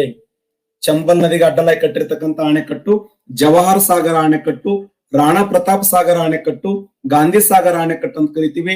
ಮಧ್ಯಪ್ರದೇಶದ ಅಮರಕಂಟಕ ಎಂಬ ಸ್ಥಳದಲ್ಲಿ ಹುಟ್ಟಿ ಉತ್ತರ ಪ್ರದೇಶದ ಮೋ ಎಂಬ ಸ್ಥಳದಲ್ಲಿ ಈ ಒಂದು ನದಿ ಯಮುನಾ ನದಿಯನ್ನು ಸೇರ್ತದೆ ಚಂಬಲ್. ಟೋಟಲ್ ಈ ಚಂಬಲ್ ನದಿಯ ಉದ್ದ ಎಷ್ಟಿದೆ ಅಂದ್ರೆ 1050 ಕಿಲೋಮೀಟರ್ ಉದ್ದವಾಗಿದೆ. 1050 ಕಿಲೋಮೀಟರ್ ಉದ್ದವಾಗಿರುವಂತಹ ಚಂಬಲ್ ನದಿ ಇದು ಉತ್ತರಾಭಿಮುಖವಾಗಿ ಹರಿಯುವಂತ ನದಿ. ಉತ್ತರಾಭಿಮುಖವಾಗಿ ಹರಿದು ಯಾವ ನದಿಯನ್ನು ಸೇರ್ತದೆ? ಯಮುನಾ ನದಿ ನೋಡಿ. ಗಂಗಾ ನದಿಯ ಉಪನದಿ ಅಂದ್ರ ಯಮುನಾ, ಯಮುನಾ ನದಿ ಉಪನದಿ ಅಂದ್ರೆ ಚಂಬಲ್. ಚಂಬಲ್. ಇನ್ನೊಂದು ವಿಶೇಷ ನೆನಪಿರಲಿ, ನಾನು ನಿಮ್ ಸಾಕಷ್ಟು ಬಾರಿ ಹೇಳಿದ್ದೆ, ಇದು ನೋಡಿ, ಇದನ್ನೇ ನಾವು ಅಮರಕಂಟಕ ಅಂತ ಕರಿತೀವಿ. ಅಮರಕಂಟಕ. ಅಮರಕಂಟಕದಲ್ಲಿ ಎಷ್ಟು ನದಿಗಳು ಹುಡ್ತಾವ ಅಂದ್ರೆ ಪ್ರಧಾನವಾಗಿ 3 ನದಿಗಳು ಹುಡ್ತಾವೆ. 3 ನದಿಗಳು ಯಾವುವು? 3 ನದಿಗಳು ಯಾವುವು? ಇಲ್ಲಿ ನೋಡಿ, ಒಂದು ನರ್ಮದಾ ನದಿ, ಇನ್ನೊಂದು ಚಂಬಲ್ ನದಿ, ಇನ್ನೊಂದು ಸೋನ್ ನದಿ. ಕಾಣಿಸ್ತಾ ಇದೆಯಾ? ಅಮರಕಂಟಕವನ್ನ ನದಿ ಆವೃತ್ತ ಅಂತ ಕರೀತಾರೆ. ರೇಡಿಯಲ್ ರಿವರ್ ಸಿಸ್ಟಮ್ ಅಂತ ಕರೀತಾರೆ. Radial river system. Radial river system ಅಂದ್ರೆ ಏನು? ಒಂದೇ ಪರ್ವತದಲ್ಲಿ ಹಲವಾರು ನದಿಗಳು ಹುಟ್ಟಿ ಬೇರೆ ಬೇರೆ ದಿಕ್ಕುಗಳಿಗೆ ಹರಿತಾ ಇದ್ರೆ ಅದನ್ನ ರೇಡಿಯಲ್ ರಿವರ್ ಸಿಸ್ಟಮ್ ಅಂತ ಕರೀತಾರೆ. ಒಂದು ಪರ್ವತದಲ್ಲಿ, ಒಂದು ಬೆಟ್ಟದಲ್ಲಿ ಅನೇಕ ನದಿಗಳು ಹುಟ್ಟಿ ಬೇರೆ ಬೇರೆ ದಿಕ್ಕುಗಳಿಗೆ, ಬೇರೆ ಬೇರೆ ದಶೆಗಳಿಗೆ ಹೋಗ್ತಾ ಇದ್ರೆ ಅವುಗಳನ್ನ ಏನ್ ಕರೀತಾರೆ ಅಂದ್ರೆ ರೇಡಿಯಲ್ ರಿವರ್ ಸಿಸ್ಟಮ್ ಅಂತ ಕರೀತಾರೆ. ಇಲ್ಲಿ ಚಂಬಲ್ ನದಿ ಹರಿತದೆ, ಉತ್ತರಾಭಿಮುಖವಾಗಿ ಹರಿಯುವಂತ ನದಿ. ಸೋನ್ ನದಿ ಹರಿತಾ ಇದೆ ನೋಡಿ, ಸೋನ್ ನದಿ ಹರಿತಾ ಇದೆ, ಉತ್ತರ ಪ್ರದೇಶ ಸೇರ್ತದೆ. ಈ ಸೋನ್ ನದಿಗೆ ಅಡ್ಡಲಾಗಿ ಕಟ್ಟಿರ್ತಕ್ಕಂಥ ಅಣೆಕಟ್ಟು ಯಾವ್ದಂತಂದ್ರೆ ಅದು ಬನ್ಸಾಗರ ಅಣೆಕಟ್ಟು. ಮೊನ್ನೆ PSI ಕೇಳಿದಂತ ಪ್ರಶ್ನೆ, ಬನ್ಸಾಗರ ಅಣೆಕಟ್ಟನ್ನ ಯಾವ ನದಿಗೆ ಅಡ್ಡಲಾಗಿ ಕಟ್ಟಲಾಗಿದೆ ಅಂತಂದ್ರೆ ಚಂಬಲ್ ನದಿಗೆ ಅಡ್ಡಲಾಗಿ ಕಟ್ಟಲಾಗಿ, ಸೋನ್ ನದಿಗೆ ಅಡ್ಡಲಾಗಿ ಕಟ್ಟಲಾಗಿದೆ. ಸೋನ್ ನದಿಗೆ ಒಂದು ಉಪನದಿ ಇದೆ ನೋಡಿ, ಸೋನ್ ನದಿಗೆ ಒಂದು ಉಪನದಿ ಇದೆ.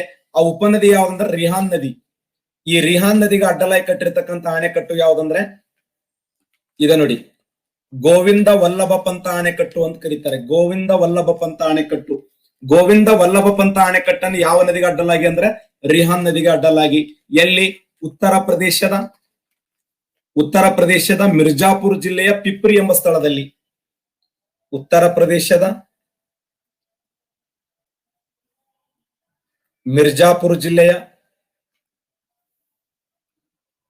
ಪಿಪ್ರಿ ಎಂಬ ಸ್ಥಳದಲ್ಲಿ, ಉತ್ತರ ಪ್ರದೇಶದ ಮಿರ್ಜಾಪುರ್ ಜಿಲ್ಲೆಯ ಪಿಪ್ರಿ ಎಂಬ ಸ್ಥಳದಲ್ಲಿ ರಿಹಾನ್ ನದಿಗೆ ಅಡ್ಡಲಾಗಿ ಕಟ್ಟಿದಂತ ಅಣೆಕಟ್ಟನ್ನೇ ಗೋವಿಂದ ವಲ್ಲಭ ಪಂತ, ಗೋವಿಂದ ವಲ್ಲಭ ಪಂತ ಅಣೆಕಟ್ಟು. ಗೋವಿಂದ ವಲ್ಲಭ ಪಂತ ಯಾರು ಅಂದ್ರೆ ಉತ್ತರ ಪ್ರದೇಶದ ಮೊಟ್ಟ ಮೊದಲ ಮುಖ್ಯಮಂತ್ರಿಗಳು. ಉತ್ತರ ಪ್ರದೇಶದಲ್ಲಿ ಈ ಭಾರತ ರತ್ನ ಪ್ರಶಸ್ತಿ ಪಡೆದಂತ ಮೊದಲಿಗರು. ಉತ್ತರ ಪ್ರದೇಶದಲ್ಲಿ ಭಾರತ ರತ್ನ ಪ್ರಶಸ್ತಿ ಪಡೆದ ಮೊದಲಿಗರು 1927ರಲ್ಲಿ ಸೈಮನ್ ಆಯೋಗದ ವಿರುದ್ಧ ಹೋರಾಟವನ್ನು ಮಾಡಿ ಶಾಶ್ವತವಾಗಿ ಅಂಗವಿಕಲರಾಗಿರುವಂತ ಈ ದೇಶ ಕಂಡ ಅಪರೂಪದ ಸ್ವತಂತ್ರ ಹೋರಾಟಗಾರ ಅಂದ್ರೆ ಗೋವಿಂದ ವಲ್ಲಭ ಪಂತ್ ಅವರು. ಈ ಗೋವಿಂದ ವಲ್ಲಭ ಪಂತ್ ಅವರನ್ನ ಯಾವ ನದಿಗೆ ಅಡ್ಡಲಾಗಿ ಕಟ್ಟಲಾಗಿದೆ ಅಂದ್ರೆ ರಿಹಾನ್ ನದಿಗೆ ಅಡ್ಡಲಾಗಿ ಕಟ್ಟಲಾಗಿದೆ. ರಿಹಾನ್ ನದಿ ಯಾವ ನದಿ ಉಪನದಿ ಅಂದ್ರೆ ಸೋನ್ ನದಿಯ ಉಪನದಿ. ಸೋನ್ ನದಿ ಉಪನದಿ. ನೋಡಿ, ಗೋವಿಂದ ವಲ್ಲಭ ಪಂತ ಬೇರೆ, ಗೋವಿಂದ ಸಾಗರ ಬೇರೆ. ಗೋವಿಂದ ಸಾಗರ ಅಣೆಕಟ್ಟು ಅಂದ್ರೆ ಬಾಕ್ರಾನಂಗಲ ಅಣೆಕಟ್ಟು. ಬಾಕ್ರಾನಂಗಲ ಅಣೆಕಟ್ಟಿಗಿರೋ ಏನಂದ ಹೆಸರೇ ಗೋವಿಂದ ಸಾಗರ ಅಣೆಕಟ್ಟು. ಅವ್ರು ಯಾರು ಸರ ಗೋವಿಂದ ಅಂದ್ರೆ ಶಿಖರ ಗುರು. ಅವ್ರಿಗೆ ಇವರು ಸಂಬಂಧ ಇಲ್ಲ. ಅವ್ರ ಶಿಖರ ಹತ್ನೇ ಗುರು ಆಗಿರುವಂತ ಗೋವಿಂದ ಯಾರು ಬಿದ್ದಿರಿಪ್ಪ ಹಗರನವರು. ನೋಡಿ, ಗೋವಿಂದ ವಲ್ಲಭ ಪಂತ ಅಣೆಕಟ್ಟು ಬೇರೆ, ಗೋವಿಂದ ಸಾಗರ ಅಣೆಕಟ್ಟು ಅಂದ್ರೆ ಗೋವಿಂದ ಸಾಗರ ಅಣೆಕಟ್ಟು ಎಲ್ಲಿದೆ ಅಂದ್ರೆ ಹಿಮಾಚಲ ಪ್ರದೇಶದಲ್ಲಿ ಕಂಡು ಬರ್ತದೆ. ಹಿಮಾಚಲ ಪ್ರದೇಶದಲ್ಲಿ. ಒಟ್ಟಾರೆಯಾಗಿ ಸೋನ್ ನದಿಗೆ ಅಡ್ಡಲಾಗಿ ಕಟ್ಟಿರ್ತಕ್ಕಂಥ ಅಣೆಕಟ್ಟು ಯಾವ್ದಂದ್ರೆ ಅದು ಬನ್ಸಾಗರ ಅಣೆಕಟ್ಟು. ಇನ್ನ ರಿಹಾನ್ ನದಿಗೆ ಅಡ್ಡಲಾಗಿ ಕಟ್ಟಿರ್ತಕ್ಕಂಥ ಅಣೆಕಟ್ಟು ಯಾವ್ದಂದ್ರೆ ಅದು ಗೋವಿಂದ ವಲ್ಲಭ ಪಂತ ಅಣೆಕಟ್ಟು. ಗೋವಿಂದ ವಲ್ಲಭ ಪಂತ ಅಣೆಕಟ್ಟು. ಇಲ್ಲೊಂದು ನದಿ ಹರಿತದ ನೋಡಿ, ಛೋಟಾ ನಾಗ್ಪುರ್ ಪ್ರಸ್ಥಭೂಮಿಯಲ್ಲಿ ಒಂದು ನದಿ ಹುಟ್ಟುತ್ತದೆ. ಆ ಛೋಟಾ ನಾಗ್ಪುರ್ ಪ್ರಸ್ಥಭೂಮಿಯಲ್ಲಿ ಹುಟ್ಟುವಂತ ನದಿ ಯಾವ್ದಂದ್ರ ದಾಮೋದರ್ ನದಿ ಅಂತ ಕರಿತೀವಿ. ದಾಮೋದರ್ ನದಿಯಲ್ಲಿ ಹುಟ್ಟುತ್ತದೆ. ಛೋಟಾ ನಾಗ್ಪುರ್ ಪ್ರಸ್ಥಭೂಮಿಯ ತೋರಿ ಎಂಬಲ್ಲಿ ಹುಟ್ಟುತ್ತದೆ.